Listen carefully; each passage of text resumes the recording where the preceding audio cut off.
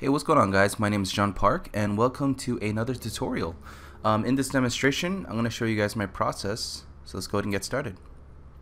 Alright, so for this particular illustration, I started with a 3D base that I made from a game engine here. This is from Counter-Strike.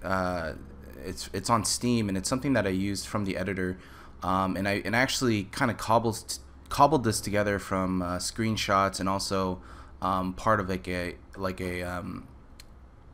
game editor that you can actually make on Steam, and it's actually using like their existing assets, but I thought this might be a really cool demo to show you guys on how to work with an existing 3D base as a start, and then kind of build off of that.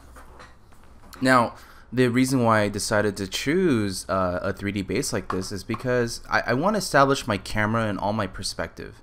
I think one of the hardest, one of the biggest challenges for me working from completely an empty canvas is that you have to build all of the groundwork. You have to build the walls, the ground, the ceiling, and you have to set your camera angle.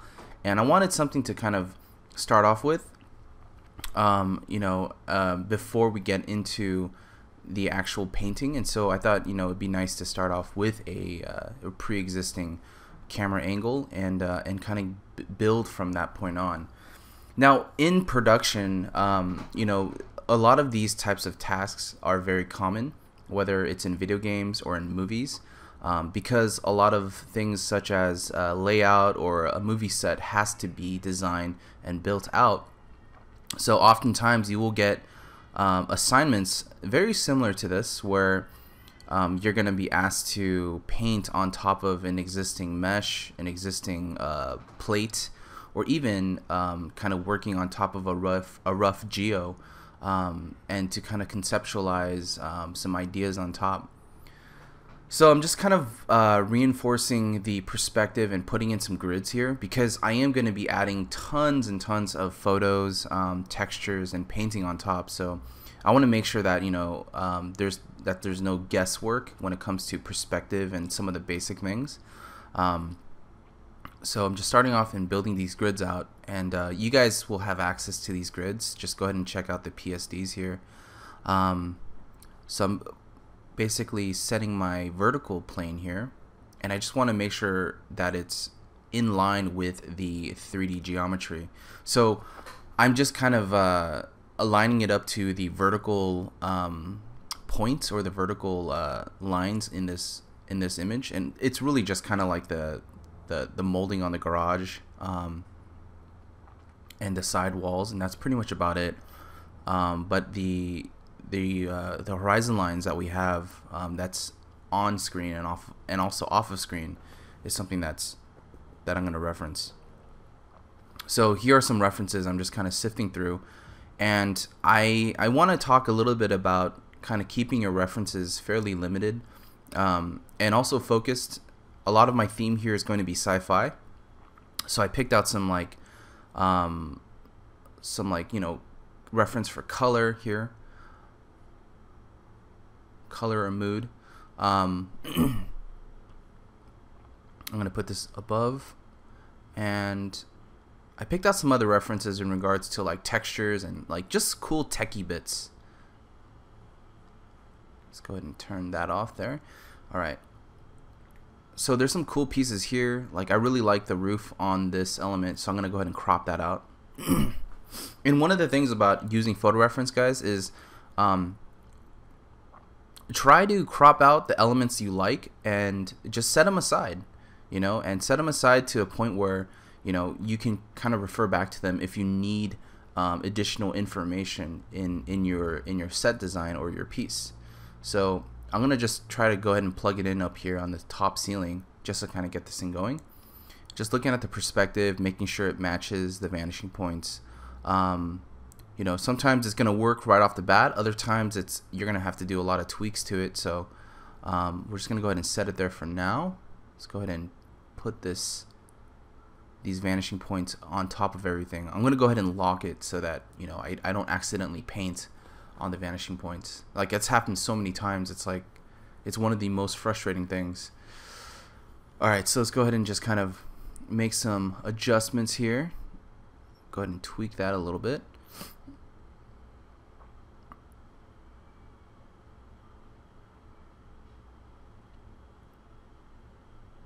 And I'm going to try my best to kind of get it in place or in line without having to like completely erase or redo any of the photo elements in here. Right now, like the point at which I'm looking at right now is really the air conditioning vents, and I'm trying to get that to line up here. It's slightly off. I mean, it's probably due to the fact that it's that I'm skewing it so much. But I'm just gonna kind of see how much I can get it as close as possible.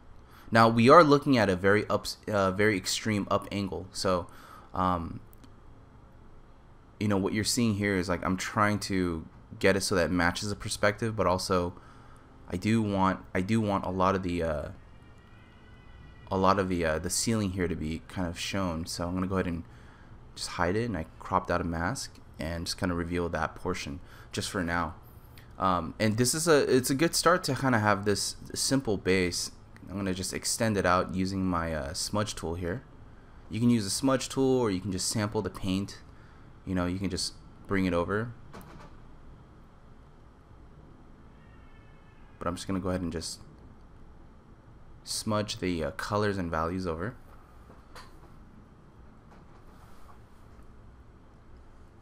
Go ahead and just kind of edit and delete any additional bit. So we basically got our ceiling. Turn it on and off and just double check. There's some things that are going to be slightly off in regards to like the symmetry and whatnot, so I am going to kind of alter and move it a little bit just to get a little closer to the center.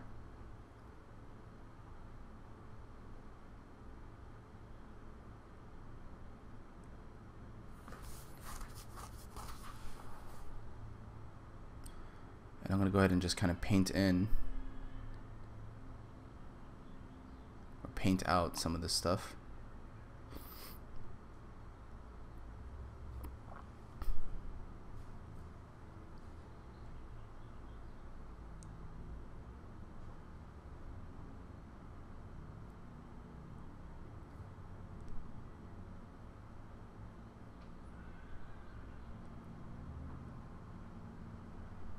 And I'm just basically smudging all of the values and all the textures to the vanishing point, because I do want it to go beyond just that wall.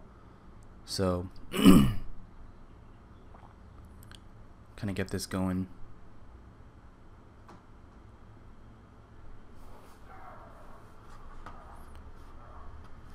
Alright, let's go ahead and just collapse that. And you'll see me constantly flickering on and off because I'm trying to double check and make sure that the general perspective in the view is what I want. Now this way of working, I'm completely brute forcing it because I'm literally looking at the photos as is, and I'm thinking, okay, this might be a cool piece. Where could this go? So I'm gonna go ahead and just sample part of this image here, just on the very back side, and use this as kind of like a texture. And also this piece here, get around to the sides of these little cylinders. Now this is not a perfect crop. I'm being completely kind of lazy with this, and I'm just fudging it around. I think once we get it up to a nice element, then you can just go in there and start selectively picking out some of the areas to delete here.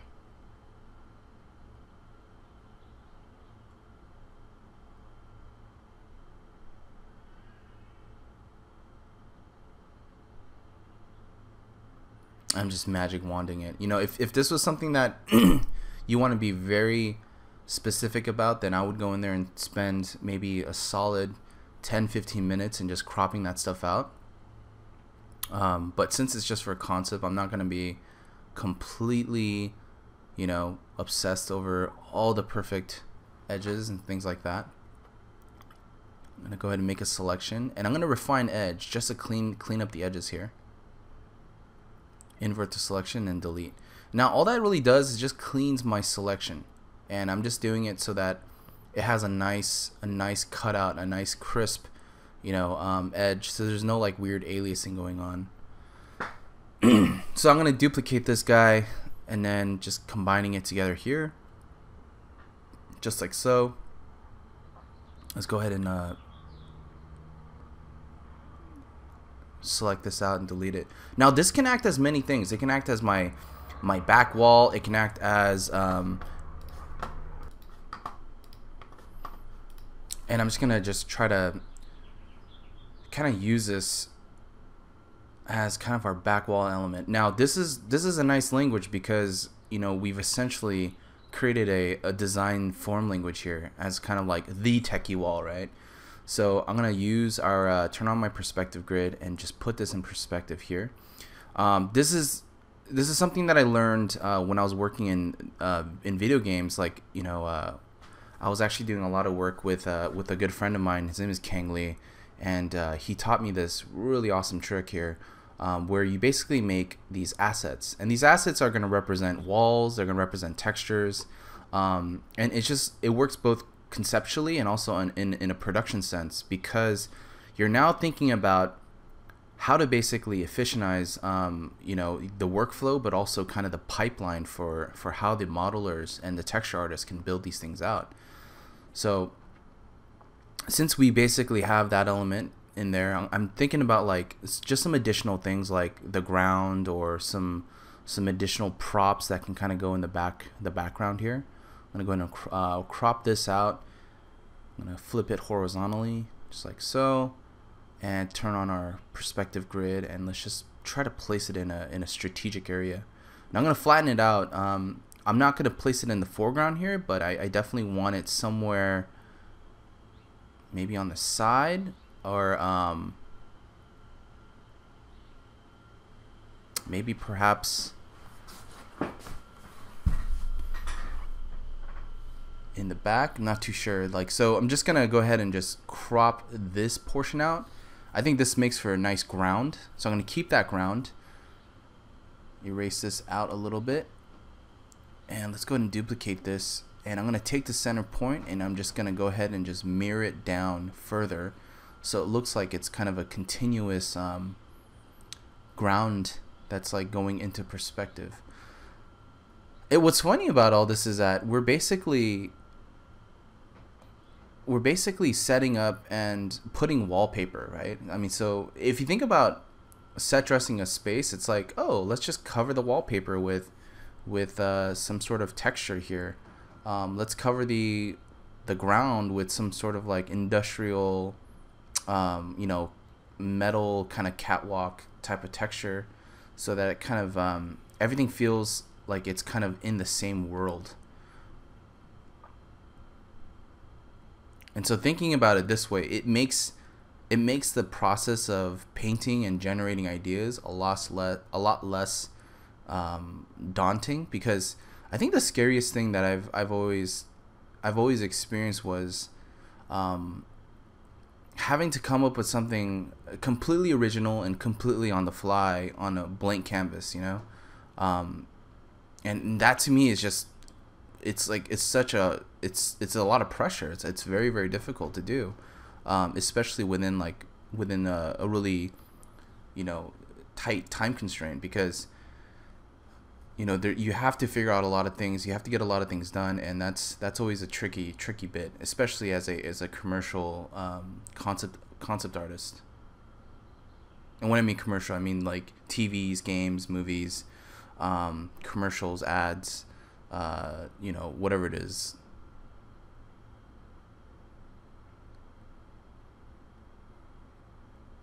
Let's go ahead and pull this texture over here.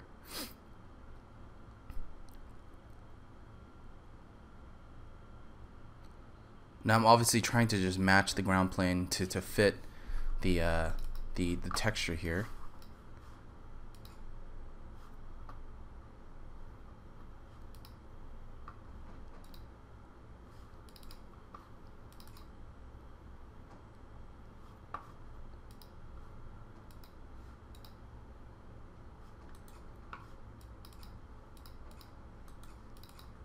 Let's move this up a little bit. And I'm going to constantly refer back to the lighting on that one image, because that's kind of the lighting that I want to capture for this particular space. I'm going to stretch this over here. Now this thing is pretty cool. I think it's like some sort of milling or some sort of machine used at like large factories, whether it's like car manufacturers, boats, airplanes, and things like that. I thought this would be a really cool piece to kind of add in for a sci-fi kind of environment.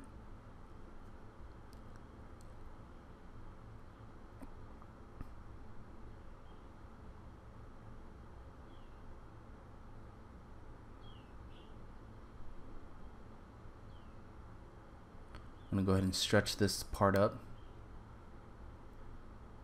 or let's go ahead and see if there's another piece. Maybe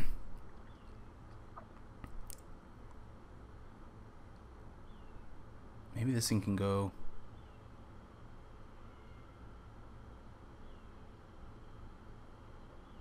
maybe sideways. Let's open up the other references. This thing's pretty cool. I really like the texture on the ground here. I know that this is probably like a service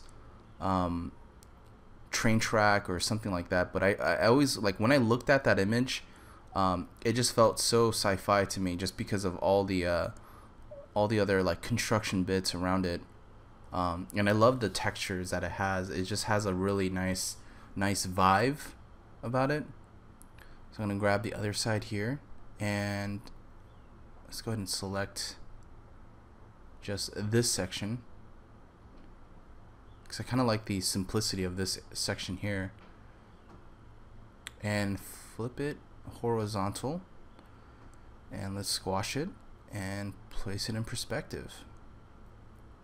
Just make sure that lines line up, and boom, there we go. Now we have kind of like this assembly line track. I'm gonna use this piece back here. This is something interesting. I don't know where I wanna place this, but I know I really like this element here. So maybe it can go back here. Actually, I'll just place it right here, just to kind of extend this portion.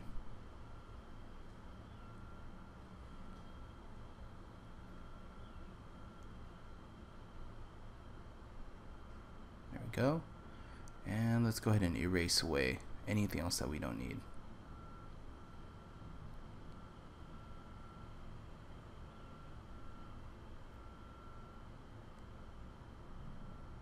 There we go.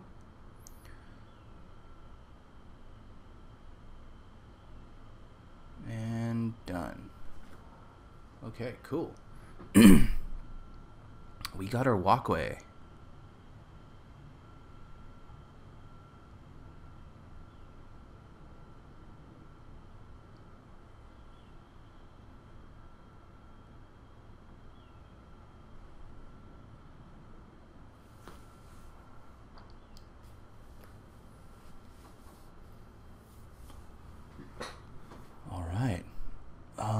This thing is a pretty interesting element. I wanted maybe some sort of techie structure back here. Maybe we'll flip it horizontal.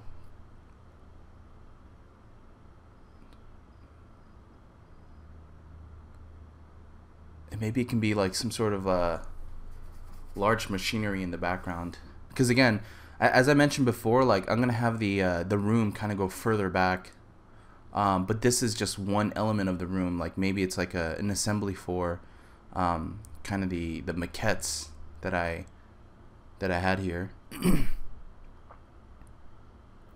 maybe this is like where in the back, like this is maybe where they mold some of the other parts. So I'm just going to indicate that there's a lot more activity back in the distance. I'm going to copy this over, and boom, there we go. We have our other wall. Super effective, right? I mean, it's probably the easiest way to paint is to have these prefabricated wall textures, because you could just kind of plug and play, and it's very fun and it's very easy to do. I mean, you just kind of put it in there and you're like done. You know, just make sure you have your perspective, and you know, it's kind of very easy to kind of conceptualize the space.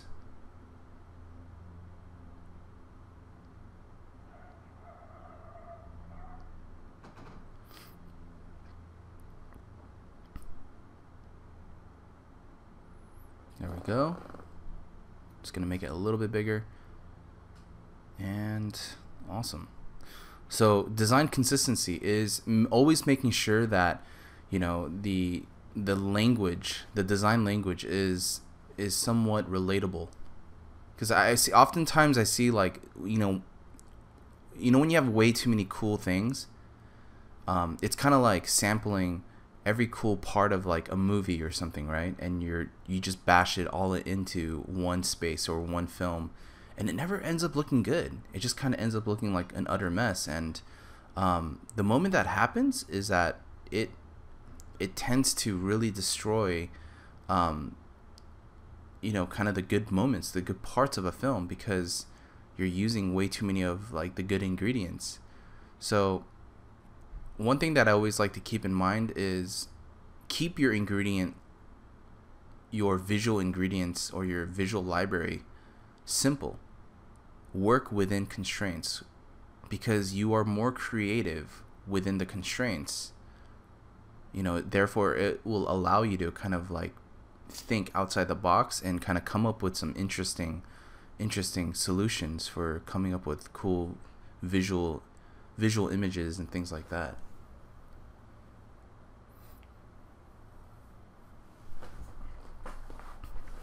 So I'm thinking like it might be cool to have like this pipe here. I'm just gonna go ahead and smudge this over here. Lasso some of this stuff out here.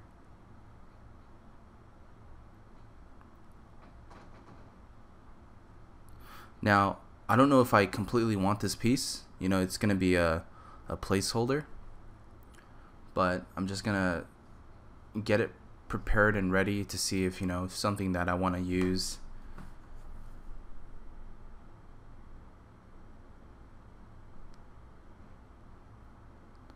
This is a pretty cool piece as well. Maybe it can be like some sort of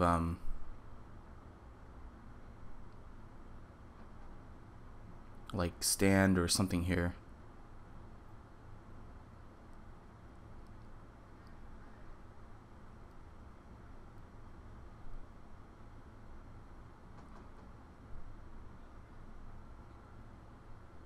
Maybe it can go in the back. It's still very undecided, but I know it's definitely a really interesting piece.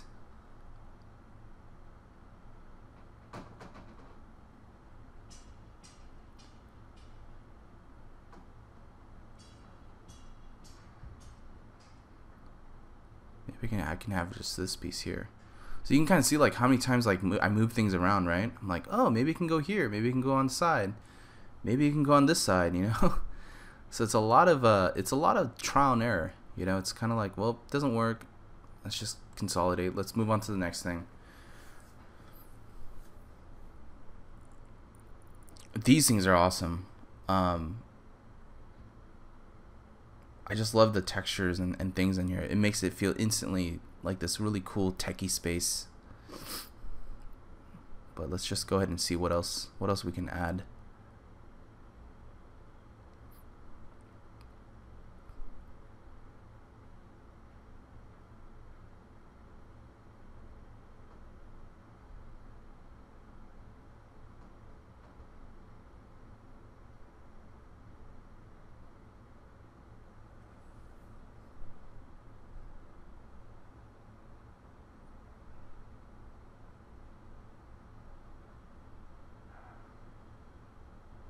Okay, maybe we'll just save that. So I really like that lighting. Okay, so I definitely want some darker looming objects. Let's go ahead and take this bit here.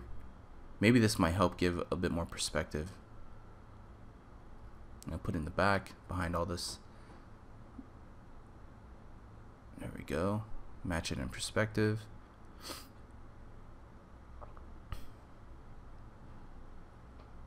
And let's go ahead and just kind of erase away just this chunk here. I'm just gonna get rid of that that object.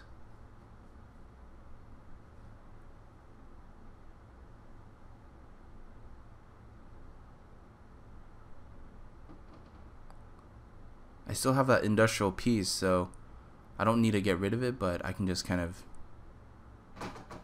expand it so that that big piece of chunk right there can kind of show through behind the wall right here. It's kind of the reason why I kind of extended that texture a little bit.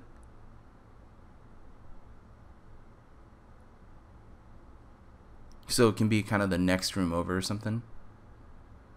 It might be a nice visual way of creating depth.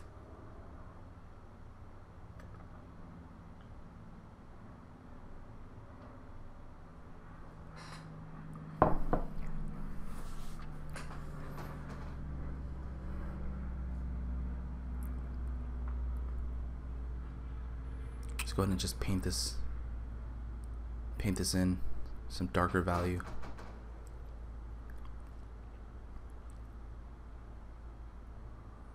All right, let's go and collapse that.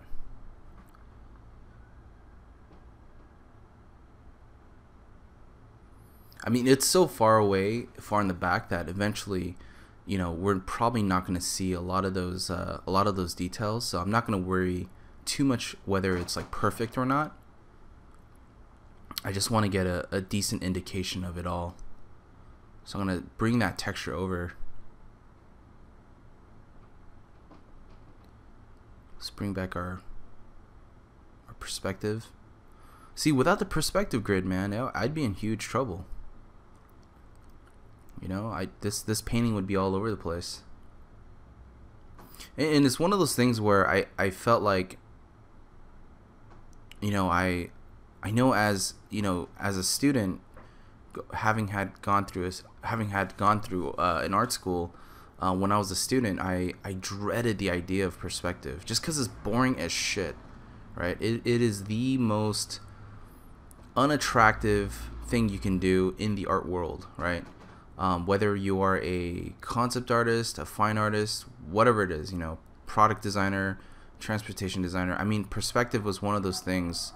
It felt like I was learning math, right? And so I remember, long story short, I remember wanting to avoid anything to do with perspective, and it wasn't until, you know, I started realizing how much my artwork was suffering because I didn't have that perspective down. And so when I saw all of my other classmates exceed and go beyond my own skill level, and they were just getting better and better, and I was just essentially stuck. It's because they were learning the right things. They were learning about, you know, good perspective, great lighting, great composition. And I really believe that was kind of a key to becoming a better artist, was just having good foundation, you know. And I honestly think, like, you know, oh, foundation, it's one of those things where, you know, you just understand the basics. No, it's kind of like you want to master the basics so that you can actually effectively, you know, do anything and everything you need to kind of make your own. And you know, it took me a while to kind of grasp that concept. And when I was taking classes with one of my mentors, Scott Robertson, he basically just hammered that concept, that knowledge, into all of the students, you know, by constantly having us redo the assignments, understand all the principles and the rules behind it. And now it got to a point where if I need to, I can draw and paint, or I know when things are drastically off perspective. I can identify it fairly quickly. And I found it to be very helpful. So anytime, if you guys ever feel like your perspective is off, just go ahead and make a simple grid. It's not anything where you need to do 3D in order to plot everything out efficiently. But if you want to just double check and to see if your stuff is in perspective, just go ahead and just plot in a simple perspective grid, and you'll know right away if it's on point.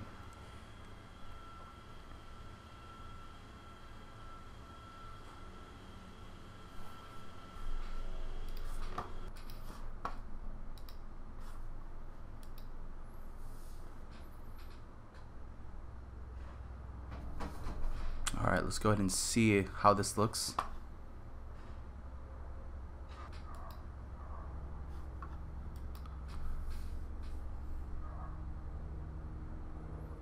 Just kind of seeing if there's any way of having more textures.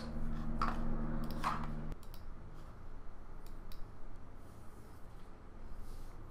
let's bring this one forward. I don't know, it might look a little too much, but I'm just gonna go ahead and just test it out, see if it's worth keeping. I may just keep just the center portion, or not, sorry, the railing here, because it is a nice texture, but I don't know how much mileage I can get out of this piece. Let's go ahead and erase this part here.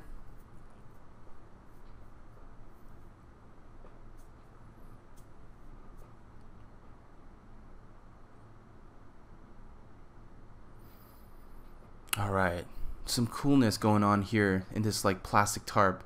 I really like all this business here, so I'm gonna go ahead and copy this.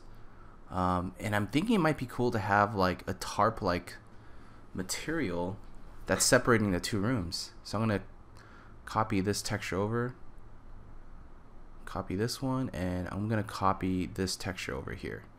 So the reason why I'm gonna copy it over is so that I can have kind of like this transparent plastic tarp that's gonna go over everything. Now I'm not gonna keep it 100% opaque like this. I'm gonna make it a bit more translucent by placing it on screen mode, and I'm just gonna dial it down a little bit. Sometimes you have to do screen, or you have to kind of try different modes, but typically screen and lighten usually has done pretty well. If it doesn't get like the look that you're going after, then go ahead and just try to duplicate the two, so you can get like a light and dark texture from it.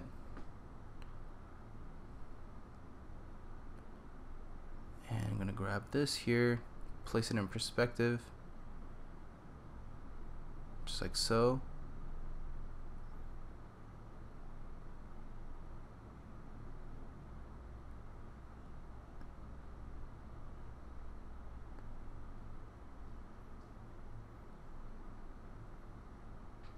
Let's go ahead and duplicate it, and let's bring it over to the other side, and let's basically cover it up just like that. Alright, cool. So we kind of have this like nice transparent cloth or plastic cloth, and I'm gonna put this to get some nice reflections, because that's like one of the things about these plastic tarps is you're gonna get these really strong highlights and reflections from like the lights here. So I'm going to try to replicate that look and feel. And again, I'm not too worried about it being so noisy back there, because again, it is going to get more simplified as we do the lighting. I'm going to have the highest amount of contrast in my focal point, which is going to be this big techie structure.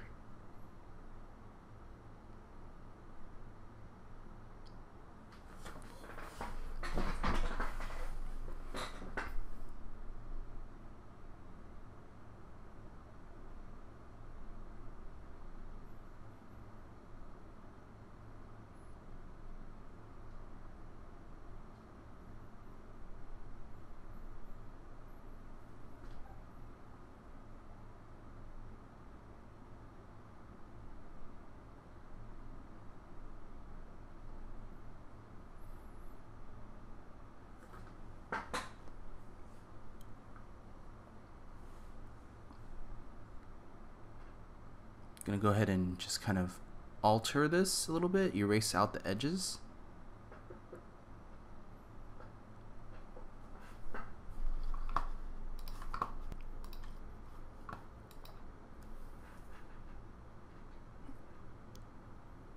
And then let's go ahead and just kind of expand this piece here using a hard brush to kind of just draw in this bit of architecture.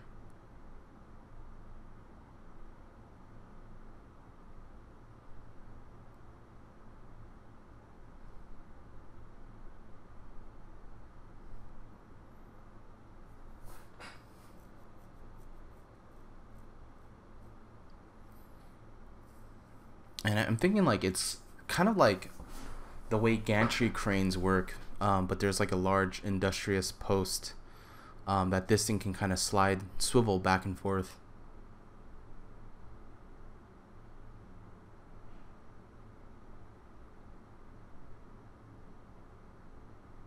And that kind of would be the idea for this here. I'm just using the smudge tool just to kind of,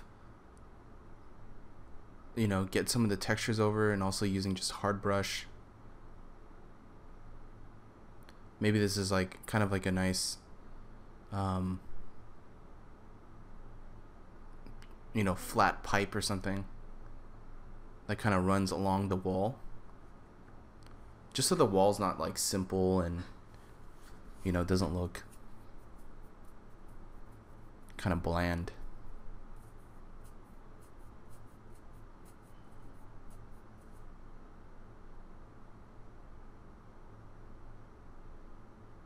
I'm just gonna simplify that top just because graphically it has a stronger statement when it's like simplified against something complex, and that big machinery is a big piece of complex object, you know. You constantly see me like turning on the perspective grid, you know, into different modes, because now that I'm working on top of much more complicated objects, like I'm changing it so that it's black and white. So, because, you know, we have basically a really brightly lit white environment. It's not fully lit with mood, but it's like it's just really bright, right? So I'm not gonna be able to see those perspective lines, so turning it black and white will help. Just thinking about, again, ways of simplifying this stuff here. I think that's always been the challenge, was, you know, having all this stuff, you know, it's great and all, but to make it make sense and to make it feel like a nice space, it's another challenge in itself, you know. So just the fact that I was able to get rid of that, it simplifies a lot, right? But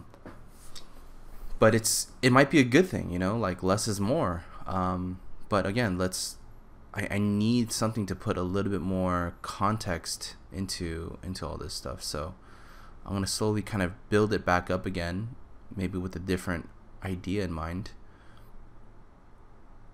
I'm gonna go ahead and add this this pipe here, this drainage pipe. You know, there's probably still, you know, there still needs to be like some sense of like water pipes kind of running through the space. Using my handy smudge tool, can smudge that over like so.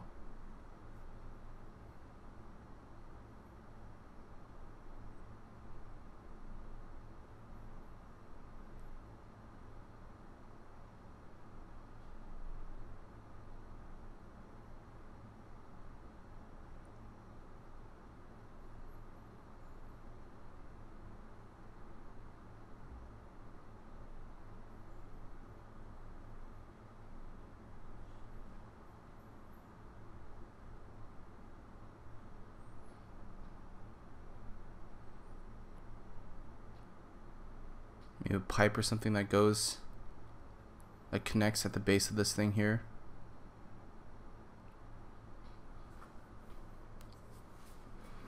Just gonna flow down into perspective.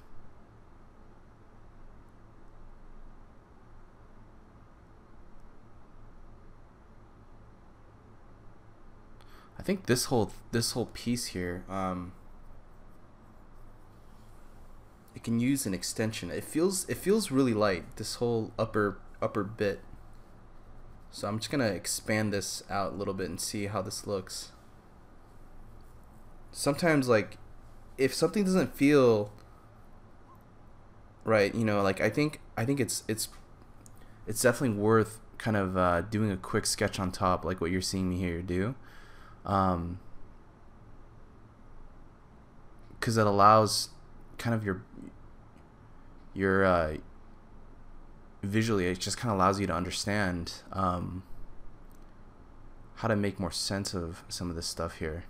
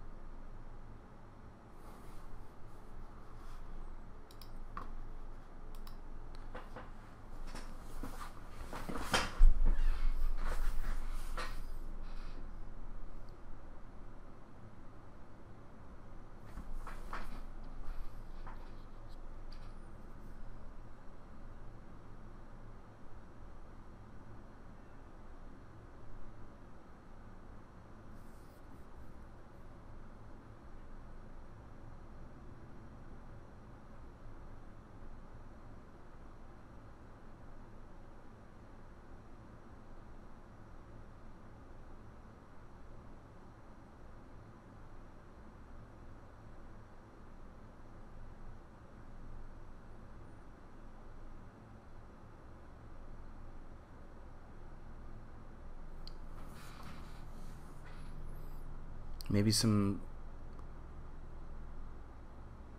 nice like fluorescent lights here.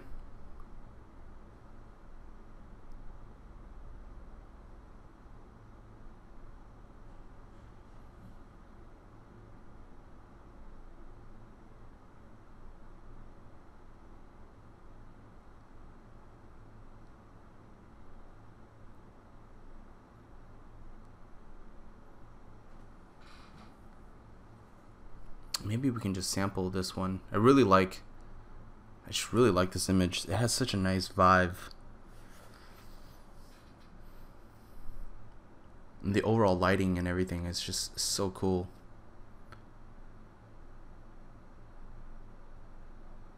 Let's go ahead and expand it and use it over here.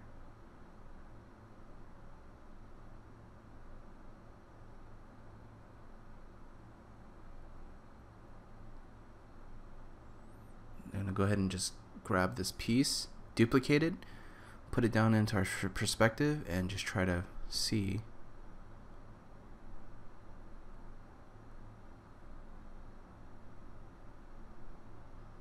how far it goes. There we go. Just make sure it lines up with the perspective lines. With this one here, I'm gonna compress everything and kind of put it behind all these other layers. Once I crop it out, just gonna delete all the extra bit that we don't need, and maybe this top piece here, because all I really need is kind of the design or the look of the fluorescent lights.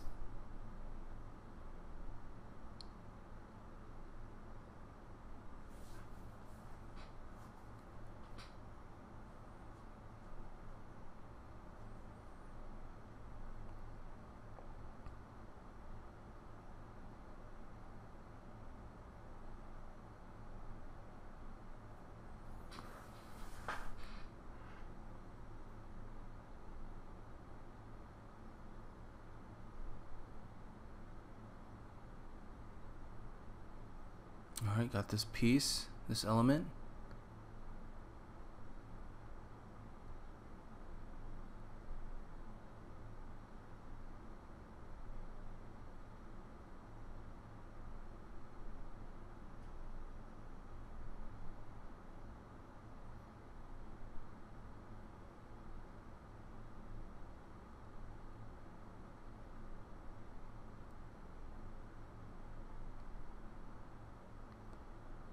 Maybe it can be like some sort of railing or something on the side. I haven't really quite decided, but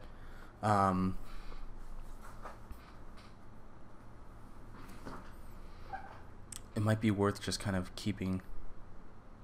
I'm just gonna kind of compress this a little bit because we're seeing a little too much of the underside here.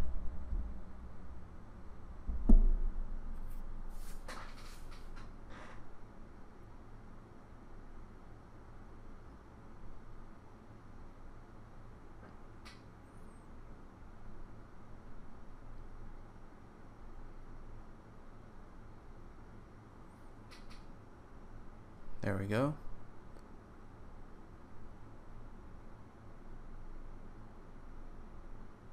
Save it out. All right.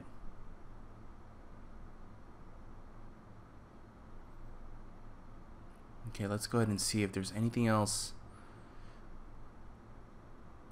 Just double check. There's some weird croppiness that's going on here. I think I cropped out the image here, but it's all good.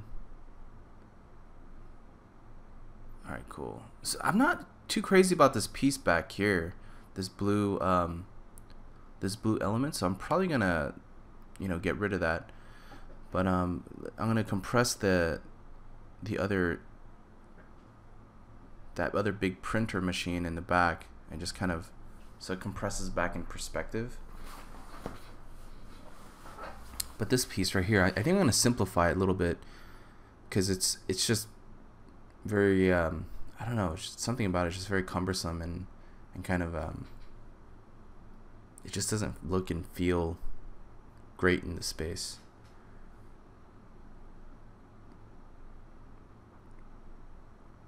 I mean, a lot of my design decisions here with the shapes and everything, it is very intuitive. Like, I can't say that there's a one way or one formula to kind of allow it to work properly. But it is just kind of trial and error. But with certain shapes and things like that, I'm constantly looking for just a balance.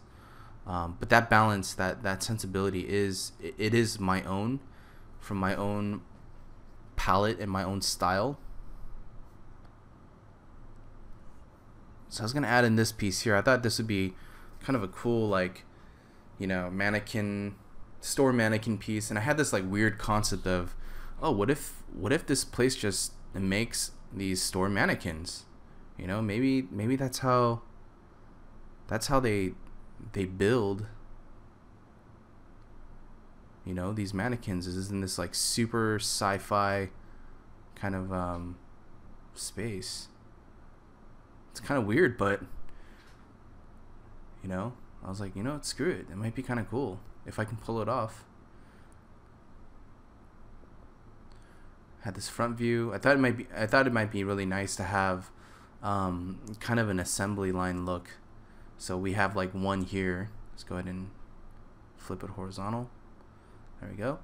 And maybe it's going through this track, and maybe this is the track that it's actually sanding on, and that's kind of what we're seeing here. Let's go ahead and pull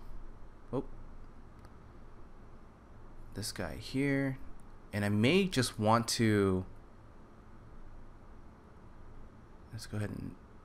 I may just want to have different moments. Maybe one side is getting assembled, just the bust. The other side is getting a full, like surface finish or something, and the other one is getting monitored by the workers here. So there's kind of like this nice assembly that's occurring.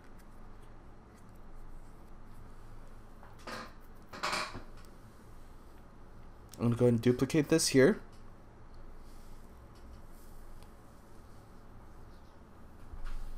And place this guy in perspective. And just go ahead and like erase some of the extra bit on the ground here.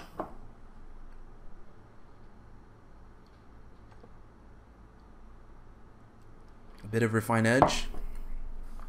So that way we have a clean silhouette. Okay, and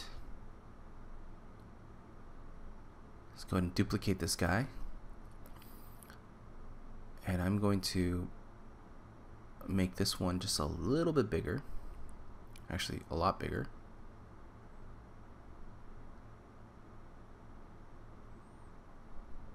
There we go. I don't know if these guys are too big, so I'm gonna just shrink them down a little bit.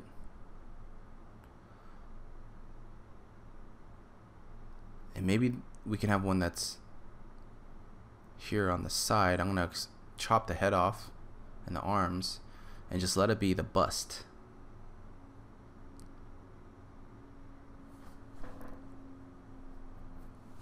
And maybe this is where we have just kind of the arms just getting assembled here, and it's just more of like the bust of the body is being made.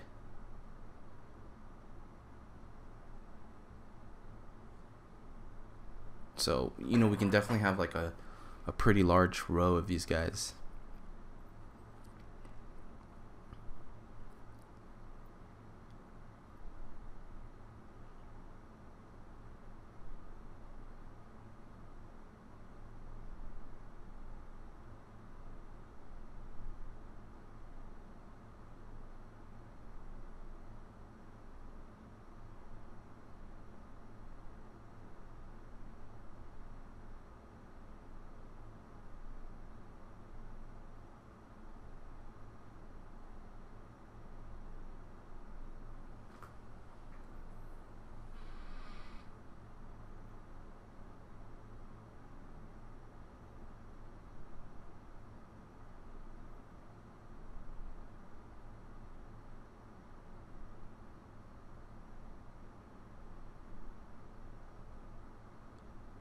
There we go.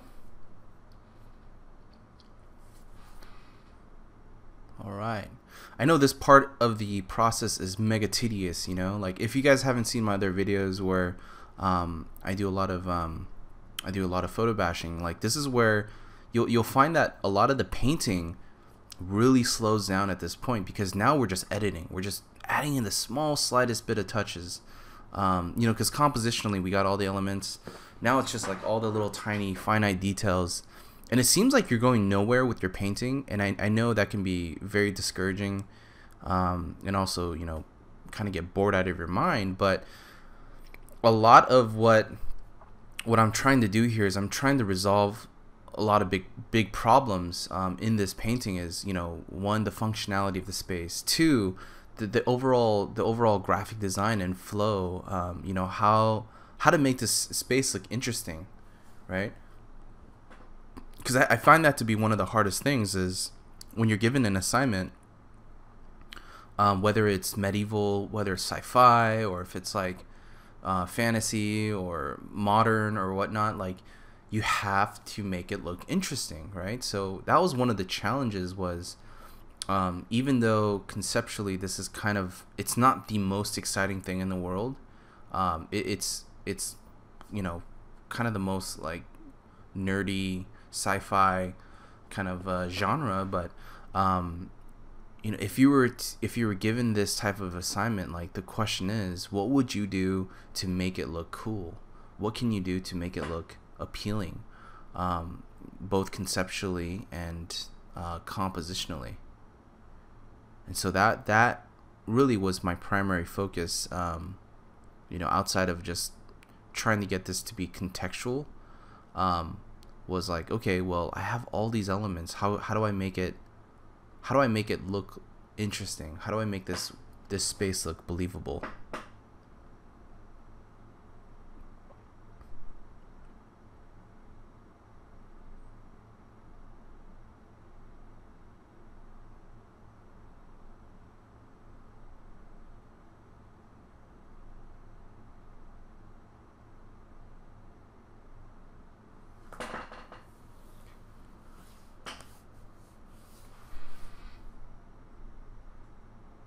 Let's go ahead and add some more some more piping and stuff like that. This also reminds me of like, if any of you guys have played like a world building type of game. I don't know if Minecraft. I haven't really played much of Minecraft, but if you were to play games where you assemble and you build spaces and things like that, it very much has that kind of treatment where, you know, it's all about planning and setting your foundation, you know, the ground foundation, and then building it up, you know, building all the elements and all the pieces to look and feel like they all belong, and even down to like the most mundane things, like what I'm doing here. I'm adding these little like posts, right? And they might be like emergency light posts or some sort of sensor, but I'm gonna start adding this stuff in, and you know, it's gonna add that 5-10% of detail, which, you know, for the longest time when I was starting out, I used to take granted for, you know, like painting and things like that. I was like, no man, I just want to get to the cool big epic things. But a lot of times it's not necessarily about like the big read. It's about all the other things that kind of make up the larger read. And so, you know, adding all this stuff here, it gives so much more depth in your piece that it makes it feel a lot more believable. It makes it feel like it's a space that could exist. And that was one of the challenges that I've personally felt like it was such a big learning experience, was how do you make a space look like it could actually exist, right? And how do you make it feel just interesting? You make it feel interesting with lighting, and with maybe some of the shapes, but to make a space feel like it could actually physically exist is when you have all the right elements, you know, all the little pieces that feel like that could be interacted by a human or an operator. It starts to feel like a real space, right? I mean, a place that makes mannequins like this, total bullshit, right? I mean, it does not exist. I'm pretty sure it's made somewhere in like Asia or something, you know? But in my world, where there's awesome machinery that's gonna make the most ridiculous things like mannequins, dude, this is how they're gonna do it. Like totally over the top, right?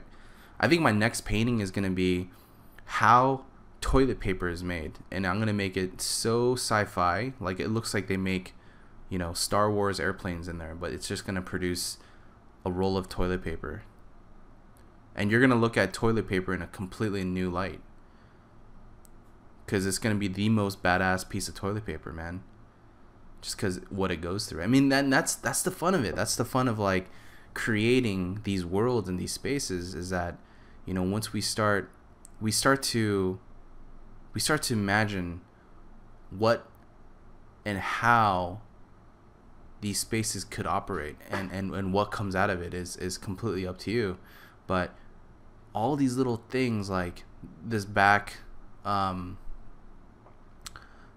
you know, translucent like plastic tarp, you know, just so that there's no weird, you know, debris from the other machines crossing through here, that there's kind of like a security access point from each room to the next, and that there's like these huge industrious machines that kind of have to mill out, or, you know, model or 3D print these mannequins or something, or spray or whatever it is, you know. It's like you have there's a lot of story that starts to kind of develop.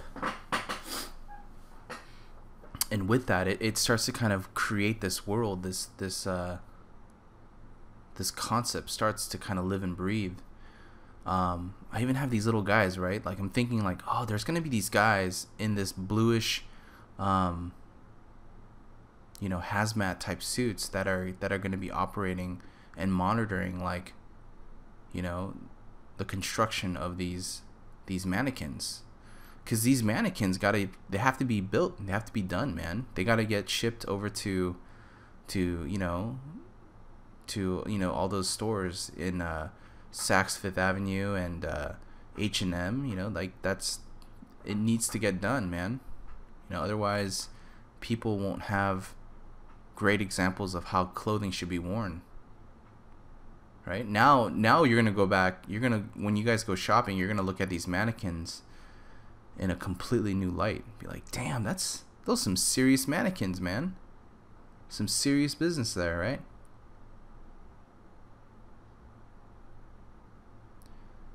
Have maybe some like other guy right here.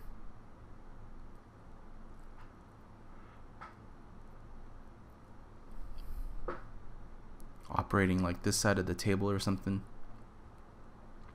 But yeah, outside of like all the fun jokes and whatnot, but like I think on a composition level, I have this huge center mass thing here.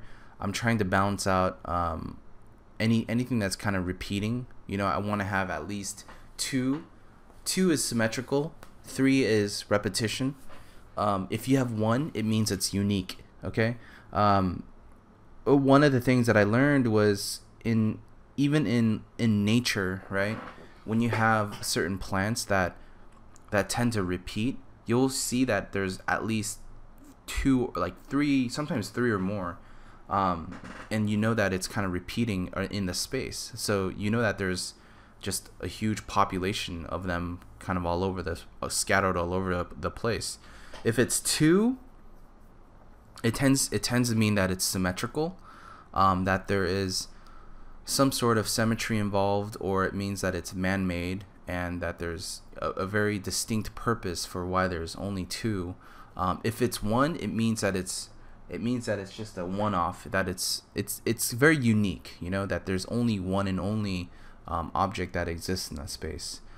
It's kind of a weird design principle, but it's something that's always kind of kept a lot of my designs on track without having to get too random, because there's a lot of things that can feel very random about adding a lot of imaginary pieces and elements from the top of your head. So I try to keep those basic principles in mind, to kind of make a concept or make your pieces have some sense of balance.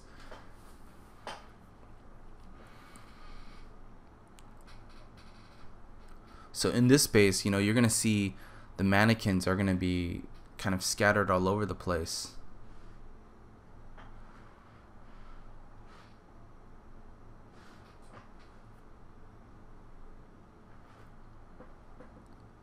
In that same rule in regards to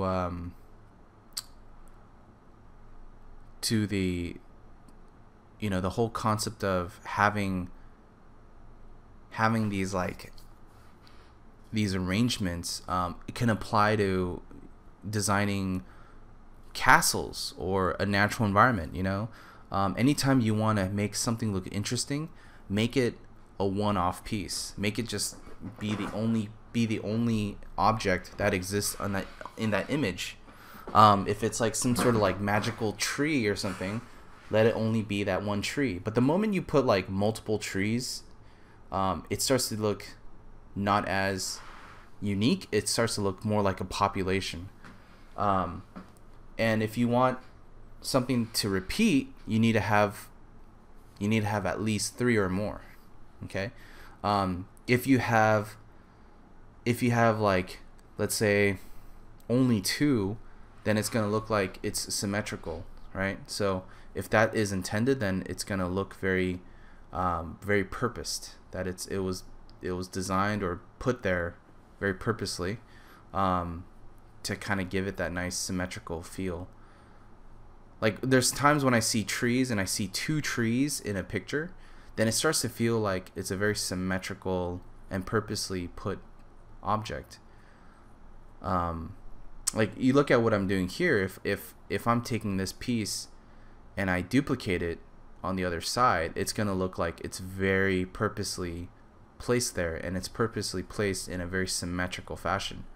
But if it's just one that I'm adding here, and even though it's a small object, this one is going to act as more of a unique power outlet or surge, or whatever kind of box that basically is going to be the emergency box for this entire room, right? But if I added like 5 of these in here, it means that there's a lot of these little boxes that exist, and it's going to be a very repetitive design element.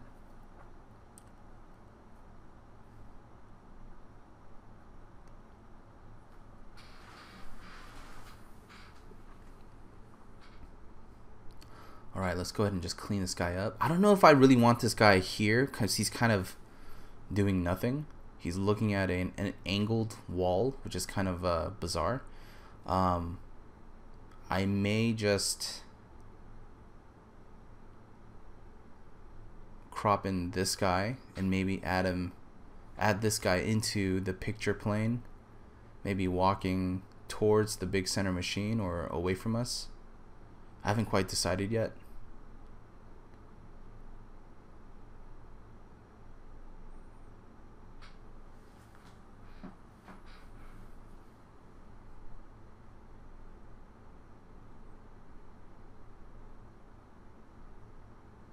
You can immediately kind of get a sense, like when you place your character in perspective, you can use the grids to kind of expand the character according to size, you know, as you scale it up.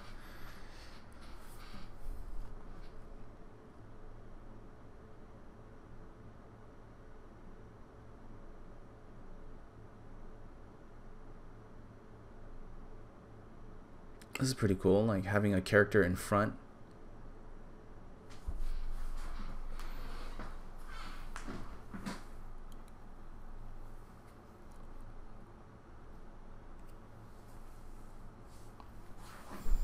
I think I need something more in the foreground, so I'm gonna bring this mannequin up here and kind of let it be like a very nice dominating feature. Because I don't necessarily want it to be all about just the machine, but I definitely want there to be some story context of this, you know, like this is a fully built mannequin, you know. Maybe this is kind of where they make like cyborg mannequins or something. And this is the start of Terminator, man. But let's just go ahead and like play with kind of this arrangement here. I'm just gonna pull it in perspective a little bit, pull down the shape, because I don't know if I want it to be that large, because that's fairly large in the picture plane. I think that might be a nicer arrangement here. And then we're just gonna compositionally move this guy to the right, so it's not completely blocked by the mannequin here. And this guy we may have to just kind of move him over. So let's go ahead and move this guy over.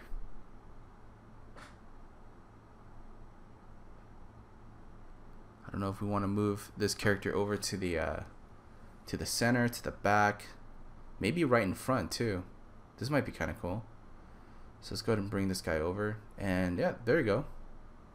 That totally works. So this guy's definitely operating this machine and inputting, you know, a certain code or something to so that it can function properly. I still need something on the right because it is pretty bare. Because that thing on the right, it looks pretty boring. So I definitely think I need maybe a mannequin or two, or some sort of techie element.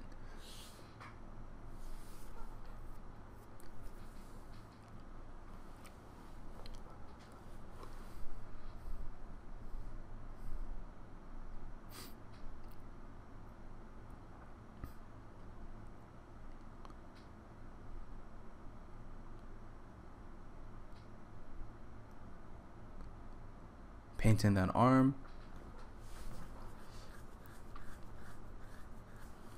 Now, keep in mind, guys, I have not lit this environment, so everything is flatly lit. There's no strong light source. Everything's just kind of non-lit, and it allows me to kind of light the scene effectively using this particular technique. Because with this technique, I can put the light anywhere, really.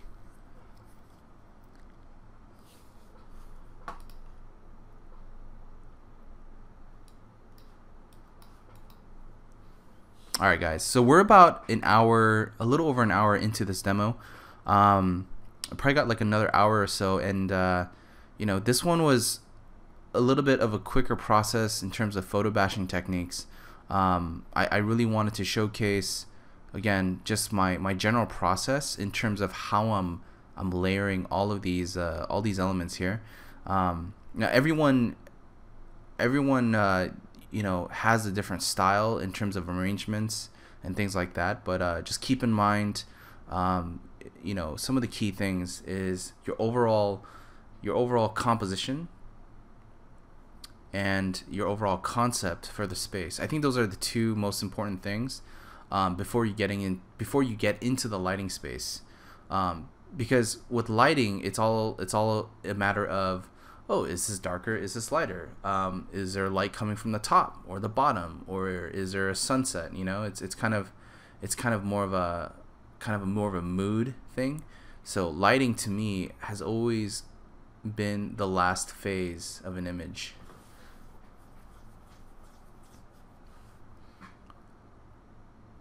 Let's go ahead and darken this down a little bit. I may just kind of take the blues away to make it a bit more, you know, desaturated, because I have a lot of blues in here. If you look, there's blue accents everywhere, and there's yellow accents as well, but the blue is the white is the most dominant, the blue is the second, and yellow is the third.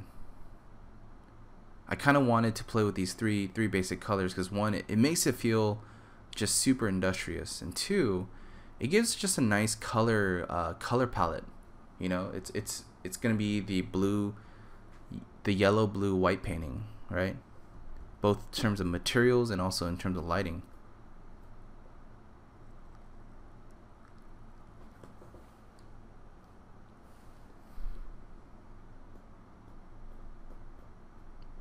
Let's see what other elements we need here. I think I pretty much have everything here. I think there's just a couple of things that we could maybe add. Like this might be a cool little element. I don't know if we need it entirely, but there is something that I do like about that piece. And again, you'll see me kind of moving things around just to kind of see how it all might fit.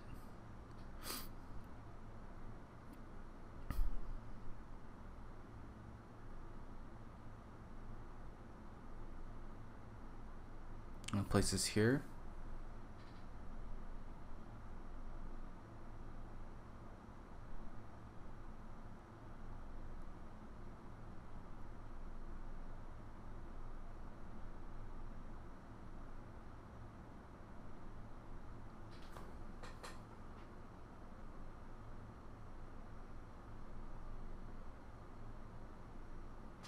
Or maybe even here in this area.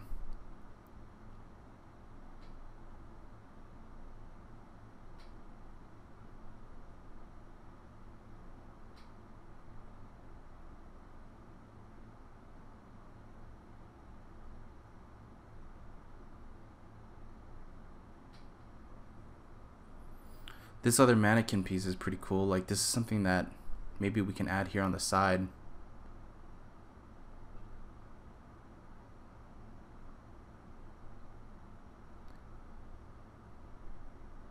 Maybe this is where they assemble the final arms or something.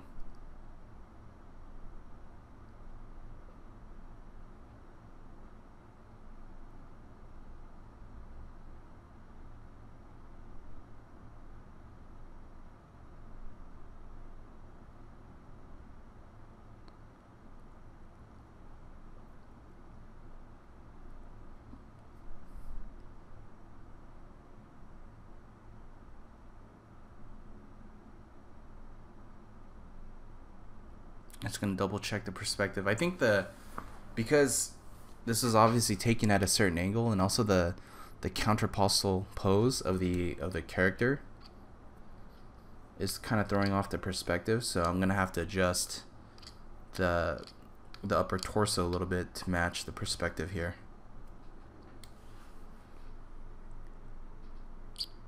Let's go ahead and enlarge it just a little bit. I mean, these mannequin droids are about like 8 feet tall. I mean, they're pretty huge. You know, like they're like 8 feet tall. I mean, they're designed to kill people.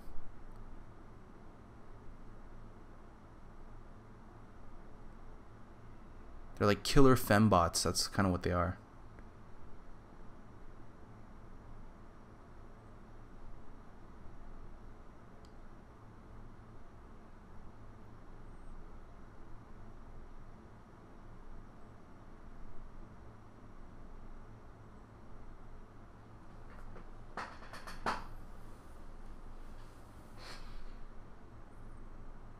Okay.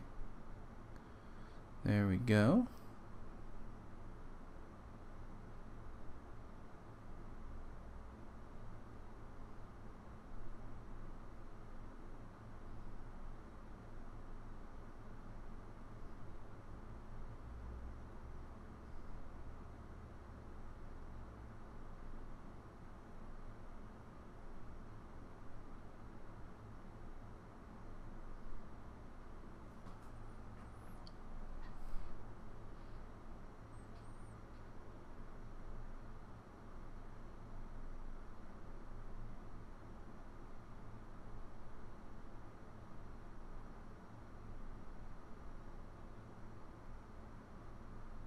Gonna go ahead and just kind of shave off a little bit of the sides here.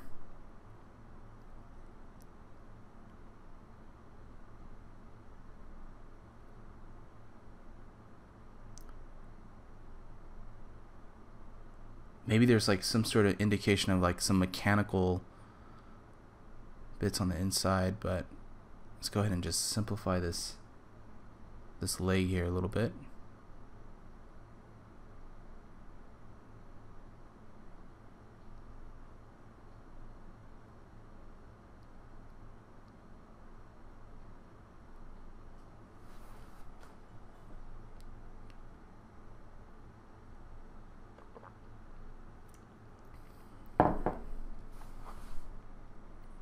Gotta make sure that those shoulders are in perspective too. Gonna just lift it up a little bit. Now I'm gonna totally cheat the perspective, because you know it's not like 100%, but you know I think it's good enough for us to kind of get it to a certain point. Now we can just kind of alter it just a little bit, and we can definitely duplicate it here, just like so. See, it's without these grids, man, it would have been a pain in the ass. It would have been such a pain in the butt to get this to be accurate.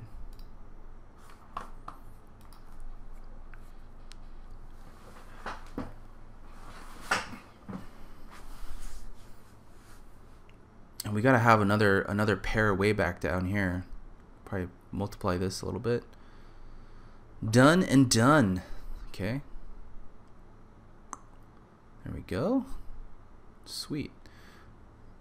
Let's grab these guys and put it behind the machine.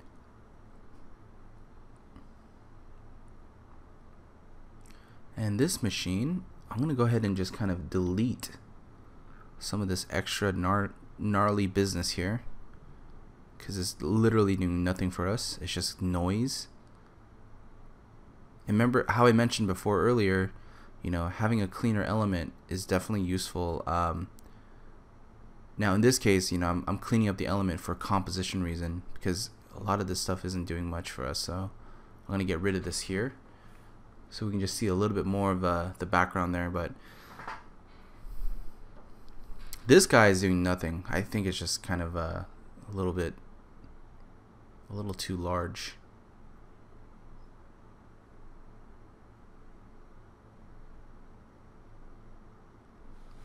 All right, we're getting pretty close to the lighting phase now. It's one of my favorite phases because now we get to make this whole thing come to life. And I'm sure some of you guys are looking at this like, oh man, how the hell are you gonna light this thing? There's so much crap everywhere. And there's a lot of stuff, man. It's no joke. There's a lot of elements that we're gonna have to balance out and try to make work. But the thing is that the design is done now. You know, like we got most of all the pieces in. Now all you have to worry about is just getting all the right I guess all the right lighting and the mood to fit this space. I thought this would be a really interesting piece. Again, like car manufacturing companies have the coolest bits of technology. It's probably something that's referenced in all sci-fi movies. I mean, no joke. It's just every bit of cool tech comes from realism, you know, from real life, and just kind of like how you'll see you know, examples of real construction sites inspire movies like Elysium, or you know, District you know, District 9, or other movies for that matter. There's a lot of cool stuff that we can reference and refer to. This is definitely a nice element that we can utilize. I'm gonna just go ahead and cut this piece out here, and the top, maybe the top we don't really need all of this business.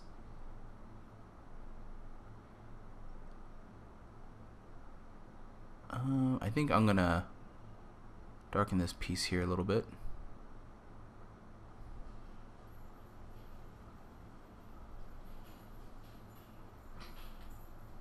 Go ahead and turn on our perspective.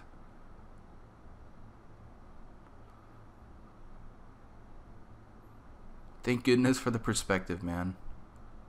This would have been a pain in the butt to find out that this was all skewed.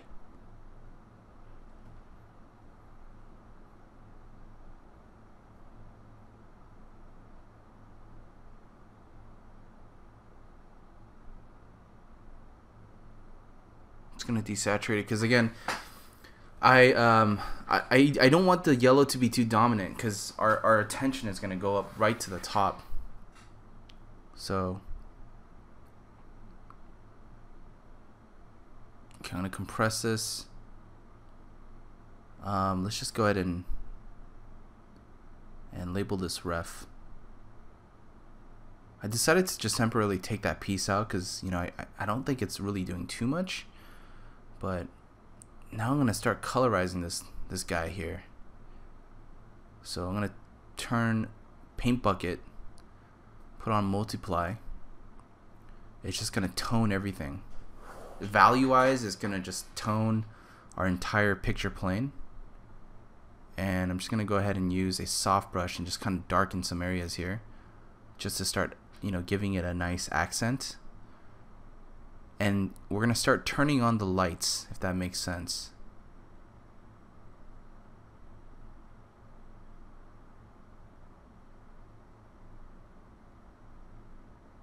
And if you look and if you analyze that photograph, now we're starting to see. It's like, okay, I have my elements here. Now we can actually see like just some parts. Let's keep it on multiply actually. I'm gonna lighten it just a little bit, but I can immediately understand like, okay, the intensity of light is gonna be a lot brighter, so I can definitely bring in some extra light here. I'm gonna have it seep through. Actually, let's put this on screen. Oh, sorry, color dodge. Whoops. Put this on color dodge. Color dodge mode works great, especially for getting some nice some of this nice textures and colors to really pop.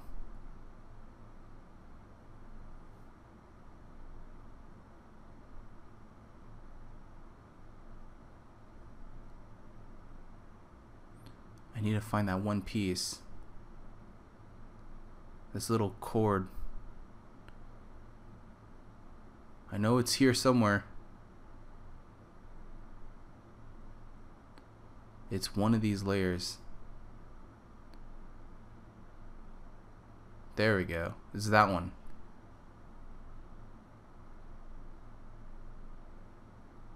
Combined with this guy. There we go. Oh, there we go. Now I'm going to paint the side that's behind it. Let's see what else.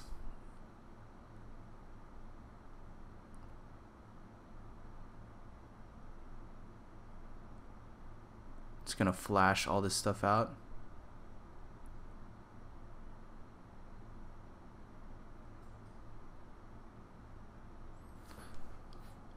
And again, you'll see that, like, you know, the selection is pretty rough because it's only around the object, around this big like scanner machinery object. So I went ahead and I selected the character in the mannequin so I can kind of get a little bit more light in these areas.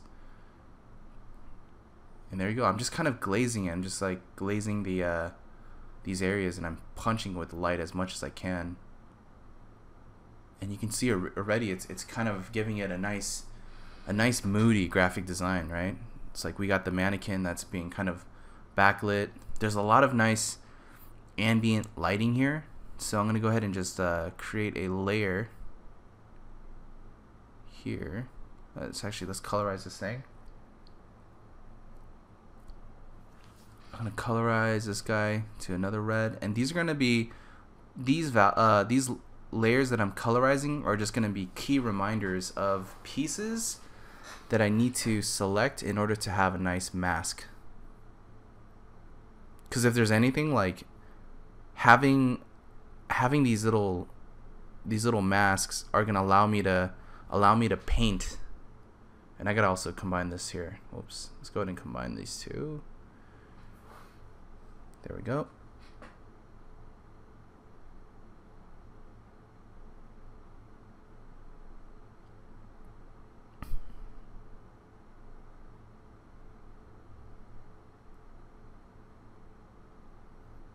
All right, cool. All right, let's get that 5 in there. I'm gonna do a quick color lookup. I'm gonna start using this mode to start bringing some more color influence. This is pretty nice. I'm gonna put on color mode. You can kind of see how it kind of unifies everything in an interesting way. Try some other modes here. That pretty much takes all the blue. That makes it yellow. This makes it kind of like this weird tone. I don't know if I really want that tone.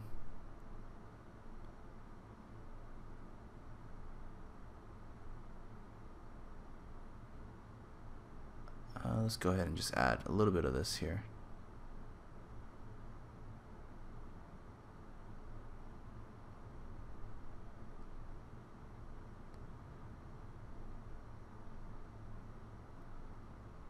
So adding a little bit of like a warmer tone here.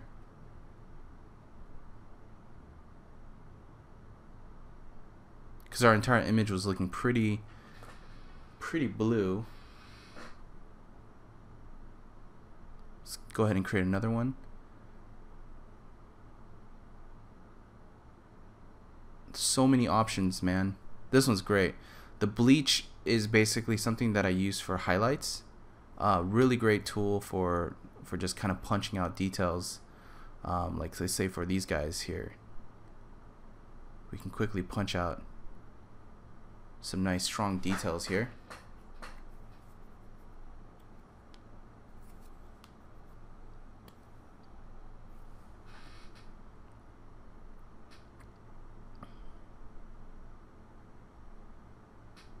I'm also gonna do something back here.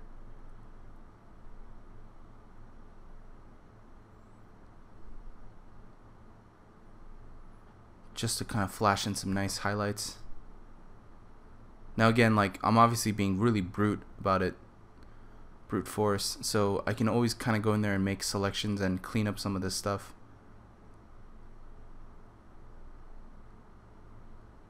But I just want to make sure we get all of the nice elements here. I can clean up the legs here on that one. Maybe we can add light on these guys just to give it a nice bit of light to kind of catch some attention there.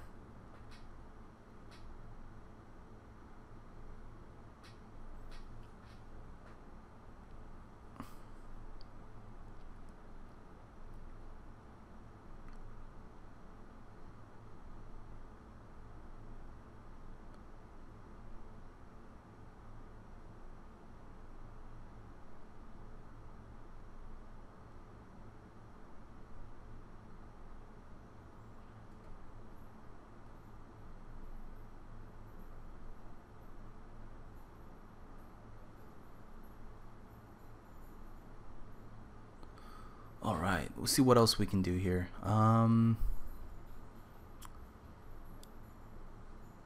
noticed like the image has a lot more contrast, so maybe we can add just a little bit more blue and a little bit more deeper contrast. So I'm gonna put on overlay, and I'm just gonna kind of give it a nice punch. Now again, this is very exaggerated, the way I'm adding contrast, but I just kind of want to test out and see how I can punch the image just a little bit more by giving it a nice, like, deeper contrasty look.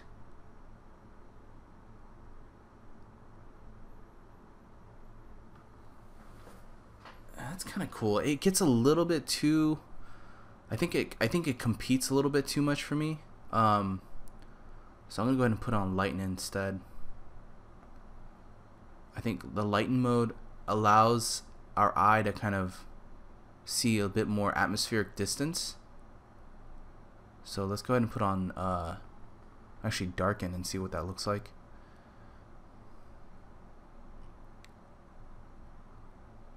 Multiply, nope.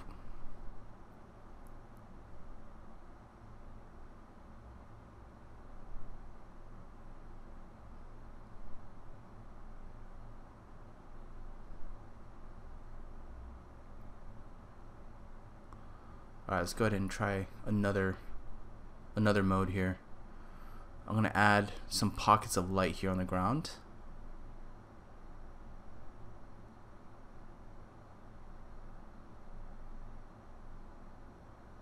Just to give it some nice lighting scheme. Like there's these nice pockets of light shining or hitting the ground at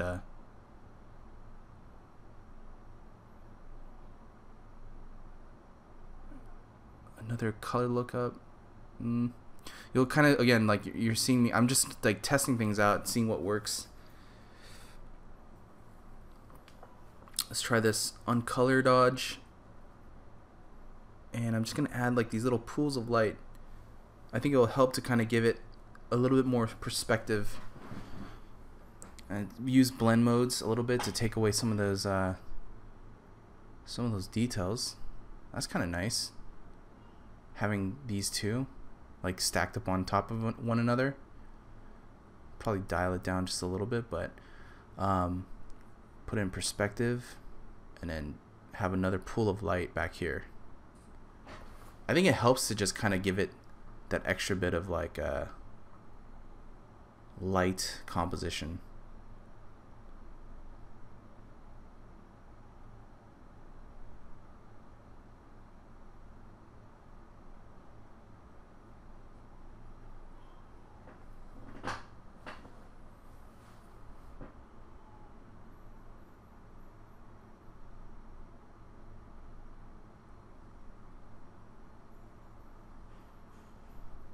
Alright, I think we need to add, the right side of the image is looking pretty flat, right? So we have a lot of coolness going on in the top left and the back. The right side is looking really bland, so I'm gonna go ahead and just brighten this up here. I just did it like a copy merge of an area, so I can brighten up kind of the back side of this area here. I'm just gonna darken it down, kind of give it a nice angled type of lighting.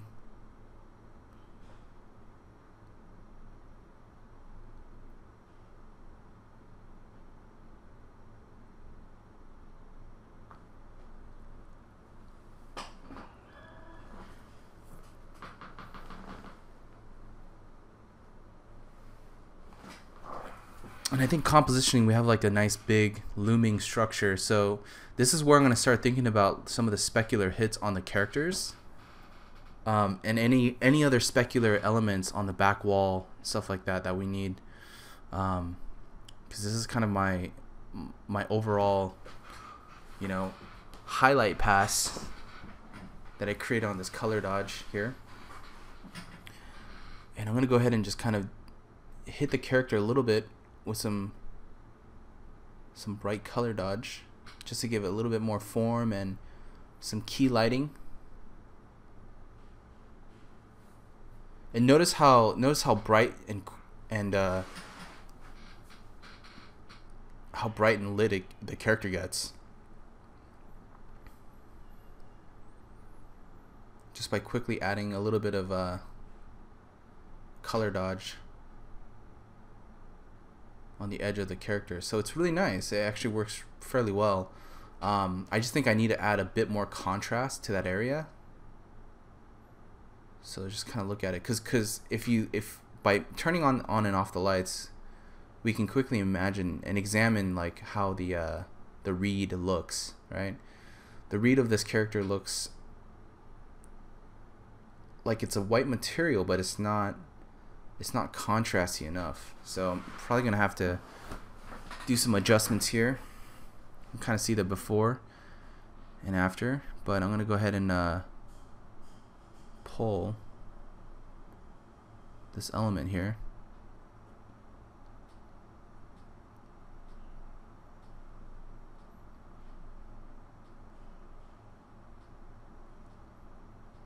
Let's add a little bit of contrast using overlay. Overlay is such a great way to create some nice contrast. So I'm going to make another layer, link it, put on overlay, gives it nice contrast on that. Do another link, put on overlay as well, and just hit the character with some of that contrast there. Same thing here. Link the layer, overlay, and there we go. Let's put on overlay. Probably go a little bit more just on the face.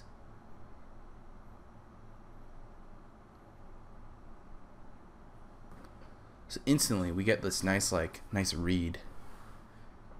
I think I need to lighten this up a little bit. It's looking a little strange back here. I'm gonna probably lighten up the character a little bit too.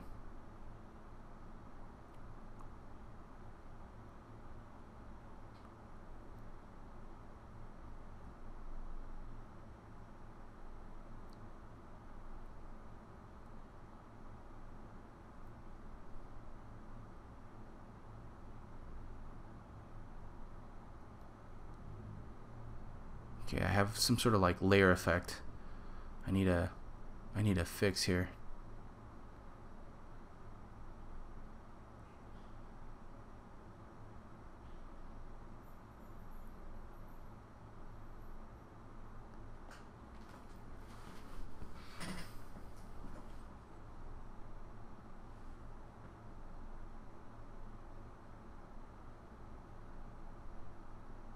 Let's go ahead and brighten these guys up.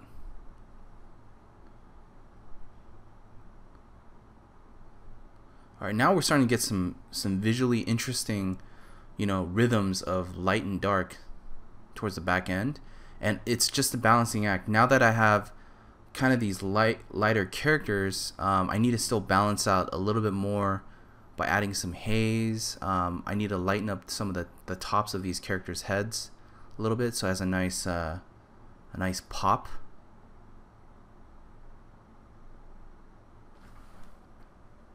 Because they're getting hit by a similar sourcey light, you know, it's fairly bright.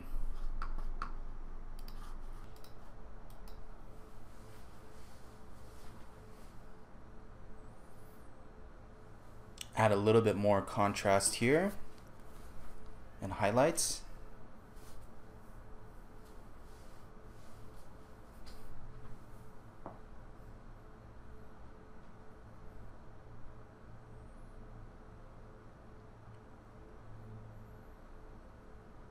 And notice the canvas size, guys. I'm constantly pulling back. I just want to make sure that this reads graphically. If it doesn't read graphically, then it almost is not gonna want to read. It's just gonna not have that same amount of impact, you know. So it's very important for me to kind of give it the visual punch, you know, the lights and darks, you know, to kind of. That's why I'm always referring back to this image again. This has such a nice, you know, read. Just like the shadows are super strong, they're very apparent. They have a very strong, you know, kind of vibe about everything. Go ahead and start adding in some shadows here. Now the shadows I made a little bit warmer because the entire scene is looking pretty blue, and it's starting to become a very monochromatic-esque type of scene. So I'm just gonna go ahead and just kind of darken down the lighting here. In the shadows, I'm gonna make it a lot more of this kind of like warmer, neutral tone here. Reason being is because I feel like, again, it's too monochromatic. It's too blue, you know. So it doesn't really feel dynamic to me.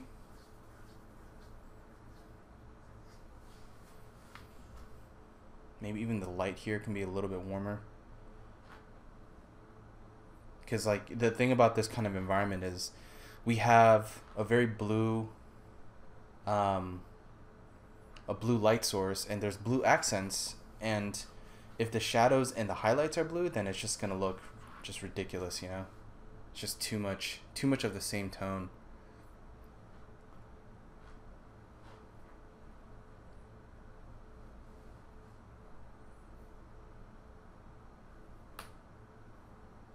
Just gonna add a little bit of ambient occlusion here, just kind of darker values to really punch this out. I am gonna try to add some secondary lighting, put on bleach bypass. Maybe add a little bit of highlights in some of these areas, because these types of spaces get a lot of reflectivity and crazy highlights, right? All the metal metallic surfaces.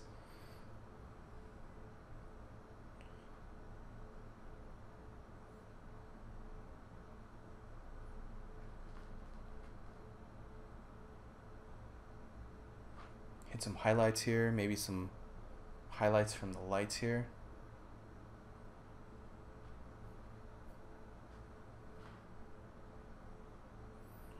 I was thinking maybe I can hit some highlights on the actual object itself. I'm going to use a little bit of blend modes to kind of clean up the darker edges.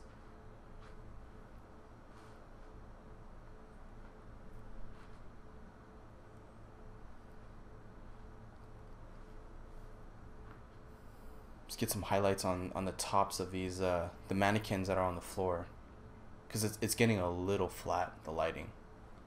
I think we need a little bit more sheen in them.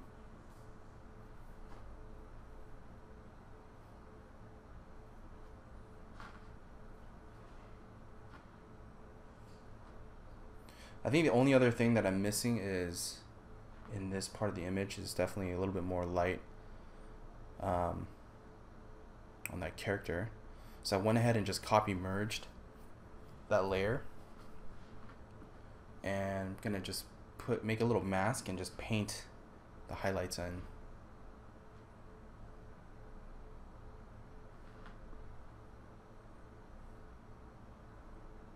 So we can get a nice read on the character. Now, if I do have lights on the character, that means I'm going to have to introduce some lights on the actual machinery. Now, it doesn't have to be super strong, but I think it's worth noting that, you know, if you're going to have a light on an object or a character, what's around it should have some sort of, or some similar type of lighting scheme. That way it feels all kind of consistent.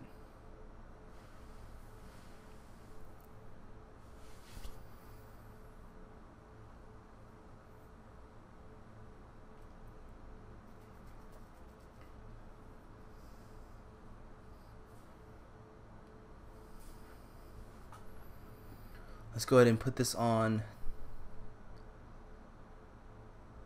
you know, kind of like a layer effects.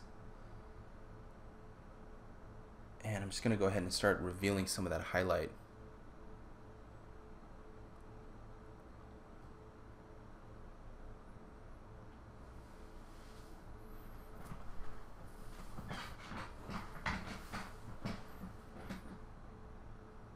Just add a little bit of a nice light casting. And we have this here. I'm going to start revealing a little bit of the strong light here. You know, it's going to be an accent, but there's going to be a light that's hitting the same character. I definitely want it to hit the same object as well.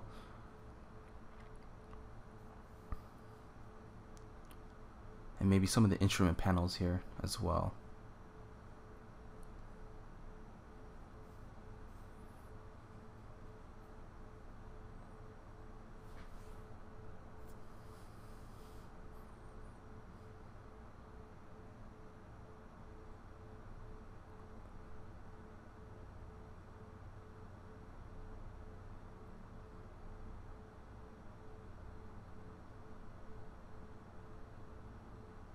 Gonna add a little bit of atmospheric perspective here.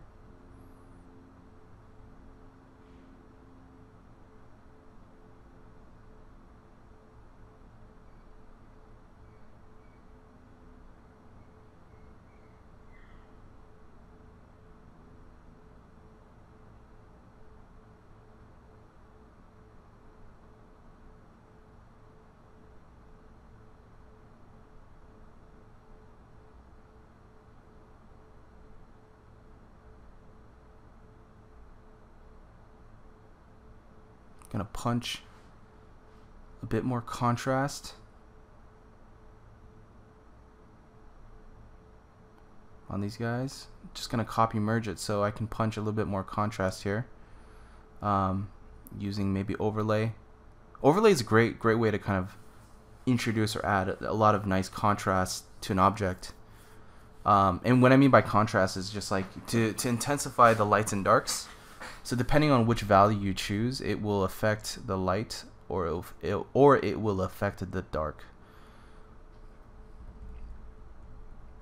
So if you choose like a lighter value and you put it on overlay, it starts to kind of blow out some of the lighter values, and it'll do the same, like it'll darken the darker values if you pick like a darker tone.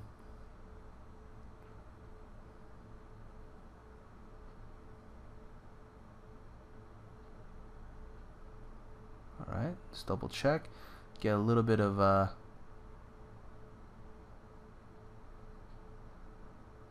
nice light kind of seeping through here a little bit. That might be a little much, but let's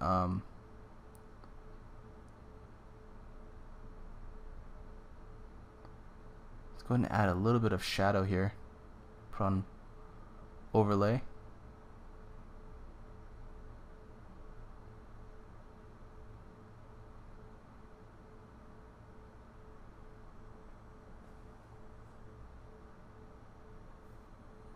Kind of make it nice and contrasty here.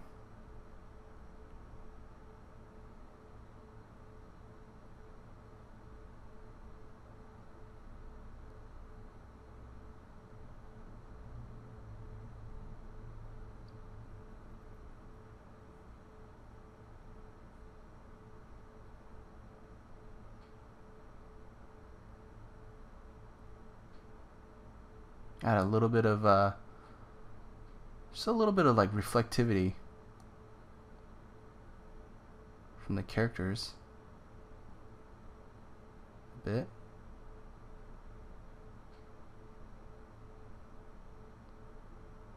Just so, like, you know, we can say that the surface is slightly a reflective surface.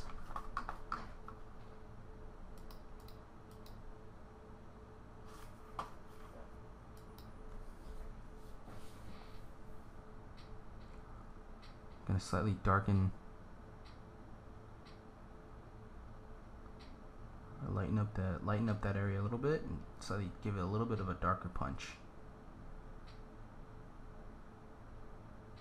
All right. See, all it is just lights and shadow, light, shadow, and atmosphere. You're gonna have a nice environment. As long as your design, you're very happy with your design. It's just the lighting passes is something that can go by really quickly, you know. And I know this way of working can seem very formulaic, because it's not like we're mixing colors or we're doing anything like, you know, taking the liberty to add in you know, like a soft edge and being very painterly about it. This is a very logical way of working. It has a very strong procedural like kind of like effect and working method. But for production use, like for video games and movies, this is a really effective way of working to get a nice quick result, you know.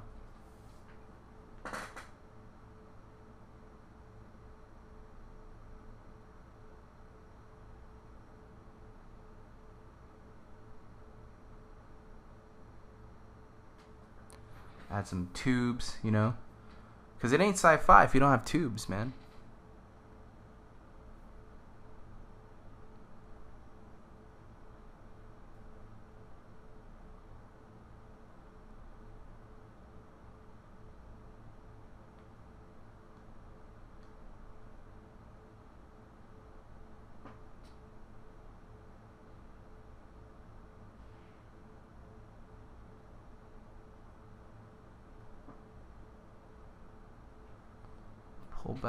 Pull back in. Just kind of look at everything.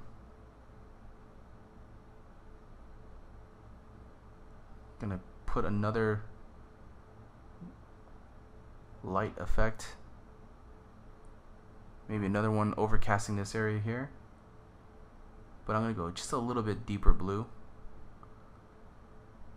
Because then I do want this space to kind of read a little airy. I don't want it to be just like dark for no reason. I'm gonna sample this here and I'm gonna just add some light artifacts. So I'm gonna go ahead and place it back here, and I'm gonna put it on screen, and I'm just gonna compress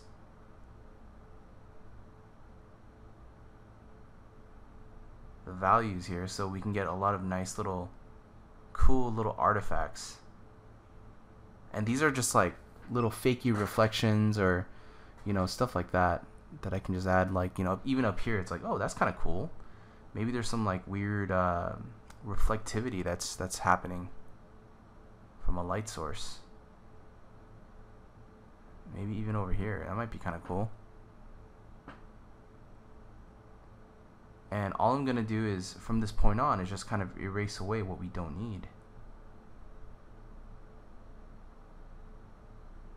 And only erase what we do want, which is kind of like a little bling of light there.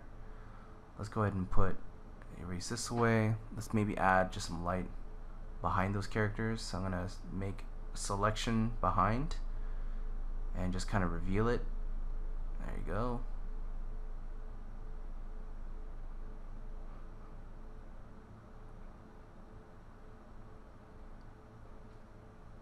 Maybe just a subtle hint of light there.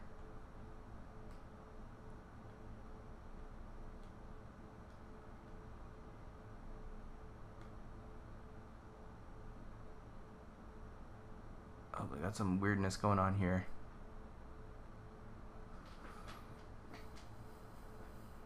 I think that's coming from a layer that I put right down here.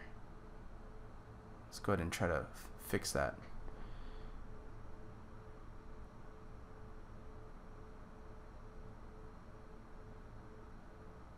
Oh, there we go. It's that layer. So I'm gonna go ahead and erase that out.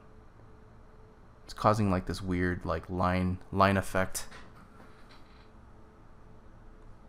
I think I got it from making a selection of that mechanical piece, and it didn't make the full selection. So that's kind of the reason why that occurred. All right, so we have this here. I'm just gonna compress the, not compress, but make it a little slightly darker.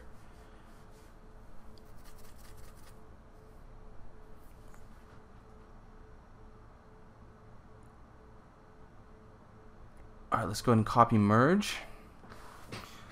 So you'll see me do this a lot here, where I'll copy and merge the image.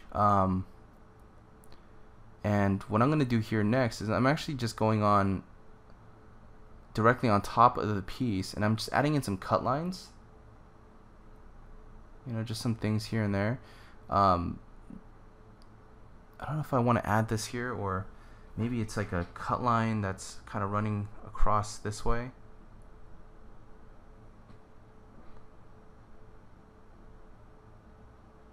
Put on like a color dodge mode so I can get like a nice little highlight. Gotta turn on my perspective.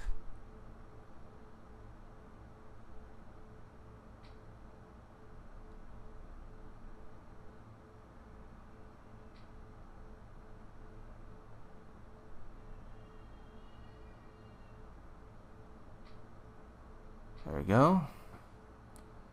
Kind of have a nice like little industrious wall decor. Why there needs to be a highlight there, I have no idea. It just looks cool. I just felt like the wall was looking really simple, so I really wanted to pop that out a bit. Another thing is I need to add some cut lines on these mannequins, because they're straight up, it's like stock photo, right? So I just pulled it from the net and I just slapped it in there, but I'm just gonna add just a little bit of cut lines here.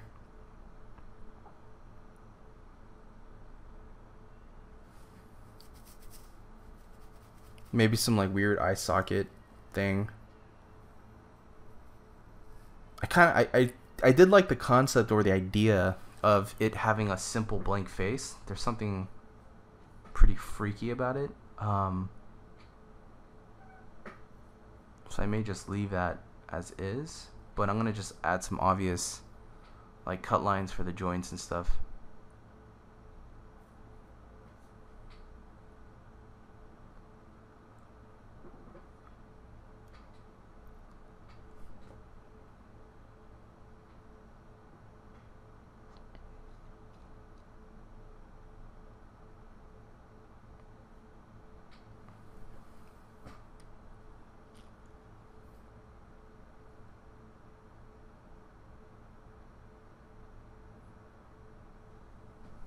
Maybe some sort of like negative shape on the chest or something.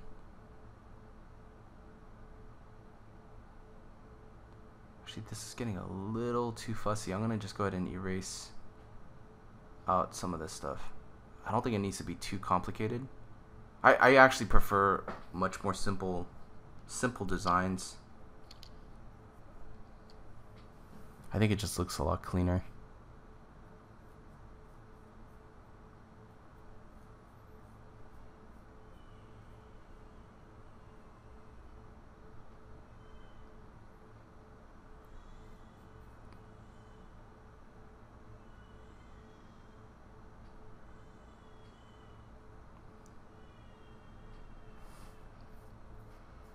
Add some highlights, you know, add some like pings of light and some contrast.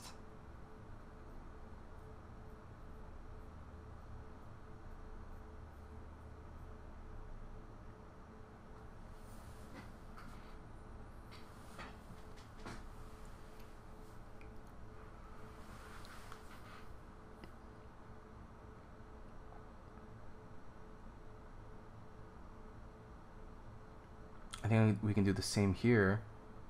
Is just add a little bit more contrast and highlight, and even like some cut lines on the arms. So I'm gonna go ahead and select the a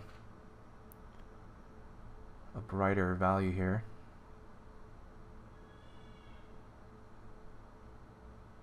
Add some like nice sheen to the side of the body there.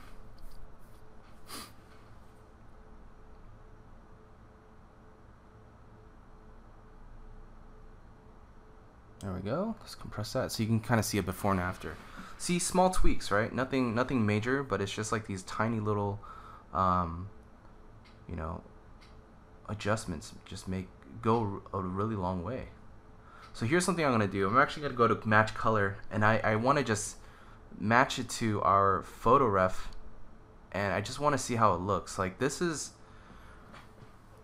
kind of how it looks if I match it to our photo underneath. And this is kind of what we have before.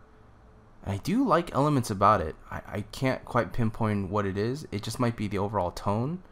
But I definitely do dig the overall colors that we're getting here. So I'm just gonna apply it a little bit to the mannequin here, and maybe parts of it to the machinery, and maybe elements in the shadows too. Just I think it helps give it a lot of nice contrast.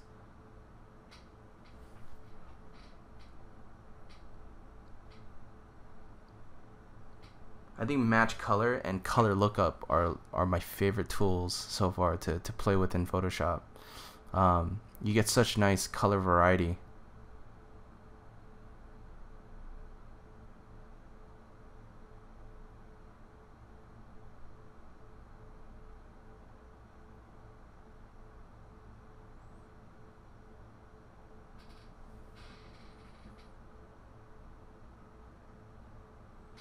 Gonna darken all this a little bit. There we go. It just makes it feel a lot more punchier, right? And what's cool is we have the selection, so we can always bring it back. We can bring back what we lost, but it adds a lot more punchiness.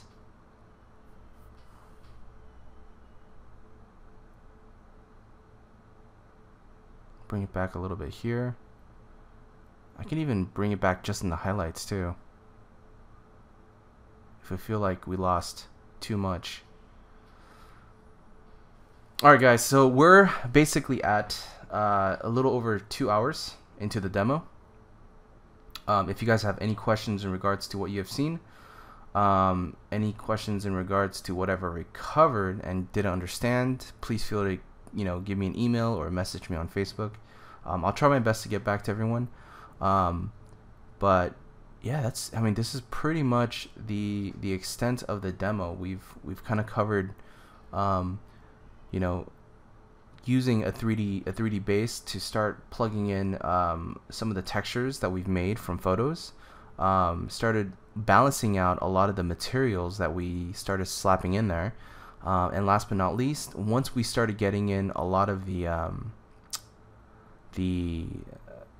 elements in there, we started lighting the overall scene, and that was a huge part of the process here, is lighting the overall scene. And last but not least is going in here and just kind of balancing everything out, because once you're lighting the scene, we have a good sense of where the light direction is coming from. Now it's a matter of getting some nice little pockets of highlights, reinforcing the graphic design. Because again, without some of the editing that I'm doing here, I think graphically it wouldn't have read as strongly as I anticipated. So it's one of those things that it will help us to just kind of look at things periodically, kind of look at things graphically, and just kind of analyze our shots.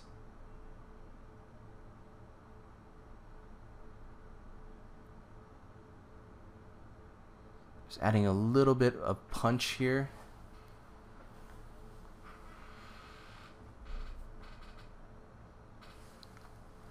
In this area.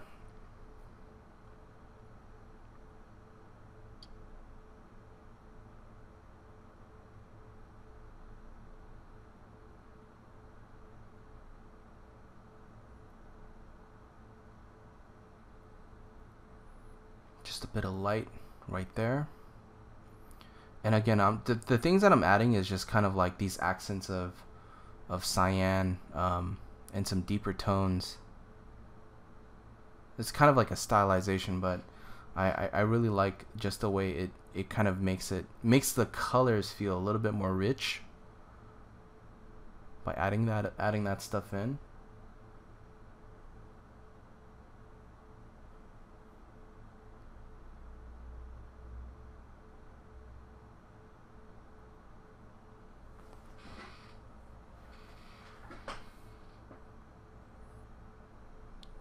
Let's go ahead and copy and merge this. And I'm going to add a little bit of lights, like some red pings. So it looks like it's, you know, it's actually a functioning light. Let's add a hard brush. Just give it a stronger light that's emitting from this area here.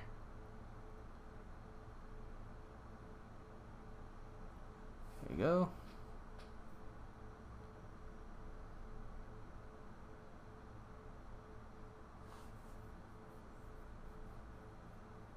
Maybe just a little bit more.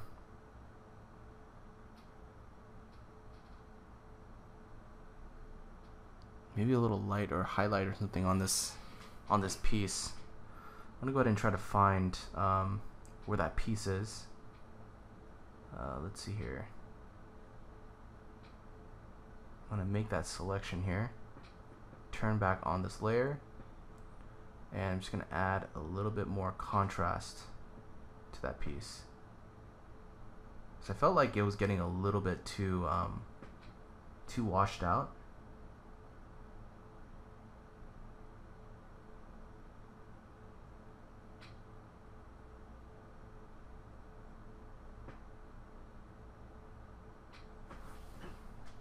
Because adding in that ball of atmosphere, it can really wash out all the other elements that are next to it. So it's one thing to keep in mind when you guys are adding atmosphere. Just make sure you can always kind of rescue any pieces that kind of got lost.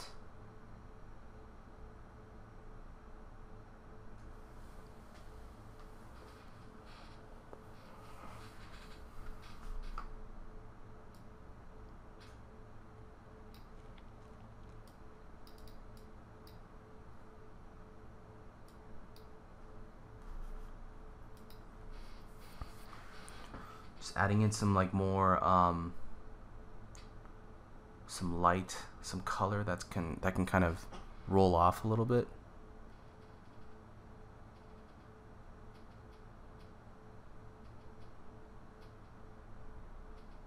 So I feel like if it stays too like black and white on the ground plane, it starts to feel a little boring. So definitely want to introduce a little bit of nice light. Again, go back to my good old color lookup to see if there's any other bit of coolness we can add. Just even this right here is just a nice big ball of orange. Makes it feel instantly like a different environment, right? But it totally feels off. So I'm gonna go ahead and just go back to some of the layer modes and see what else we can add here. That's kind of cool. Horror blue. Okay, that's interesting.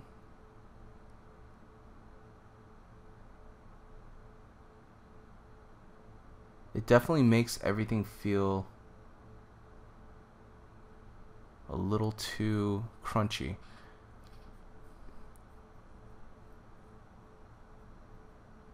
Okay, let's try this out then.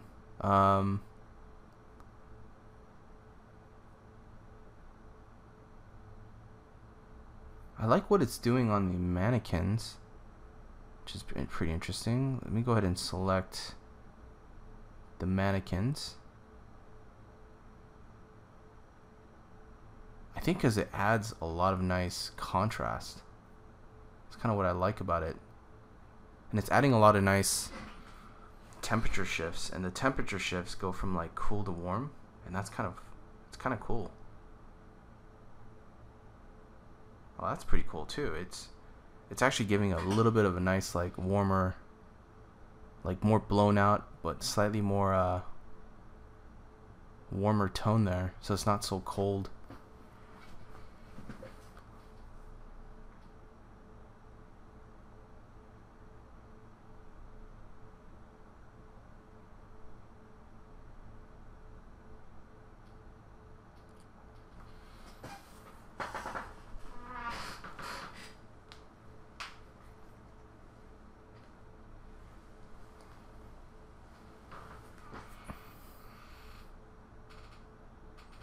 Probably gonna add just a little bit more light here, just like an overlay or something.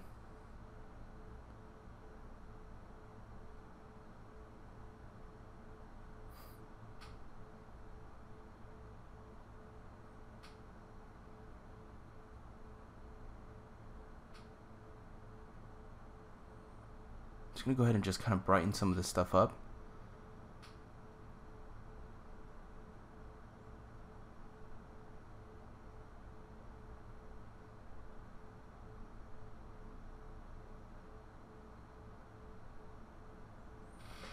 Maybe a little bit of highlight.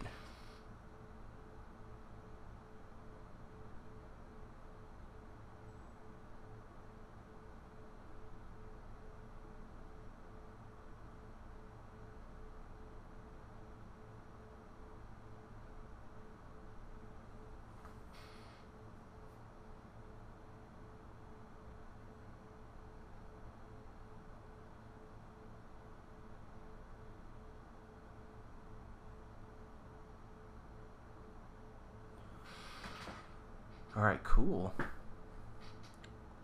little bit of extra scumbly business over here. Maybe just add this little tiny little mark here. So I think that's pretty much it. I think if there's anything else, there's probably like little tiny highlights I'm gonna add here. Let me see if I add eyeballs. It's kind of weird, right? But yeah, that's pretty much the extent of this demo. Again, I'd love to see what you guys produce. If you guys, do a painting that inspired by this demo process, I'd love to see your results. It's interesting to me because when I paint without photos, I get a completely different aesthetic.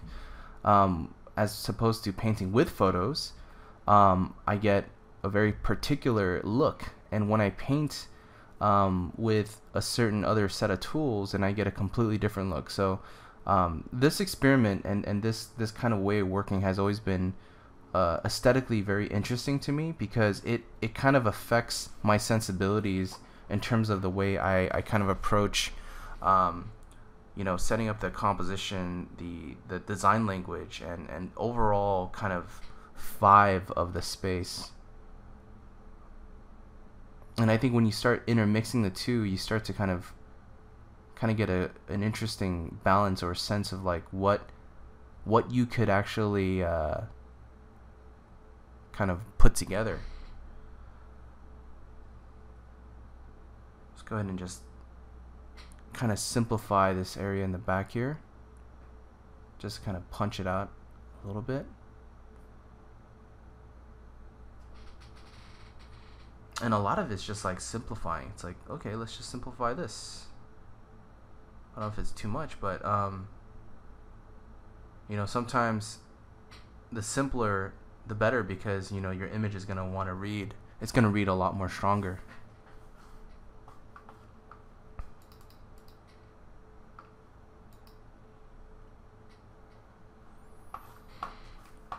Add a little bit more light here. Maybe just a little bit more light here on the bottom as well.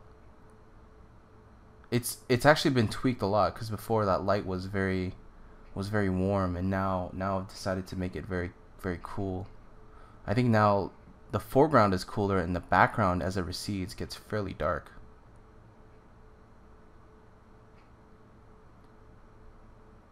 Alright, let's go ahead and sign sign this guy, and pretty much call it done.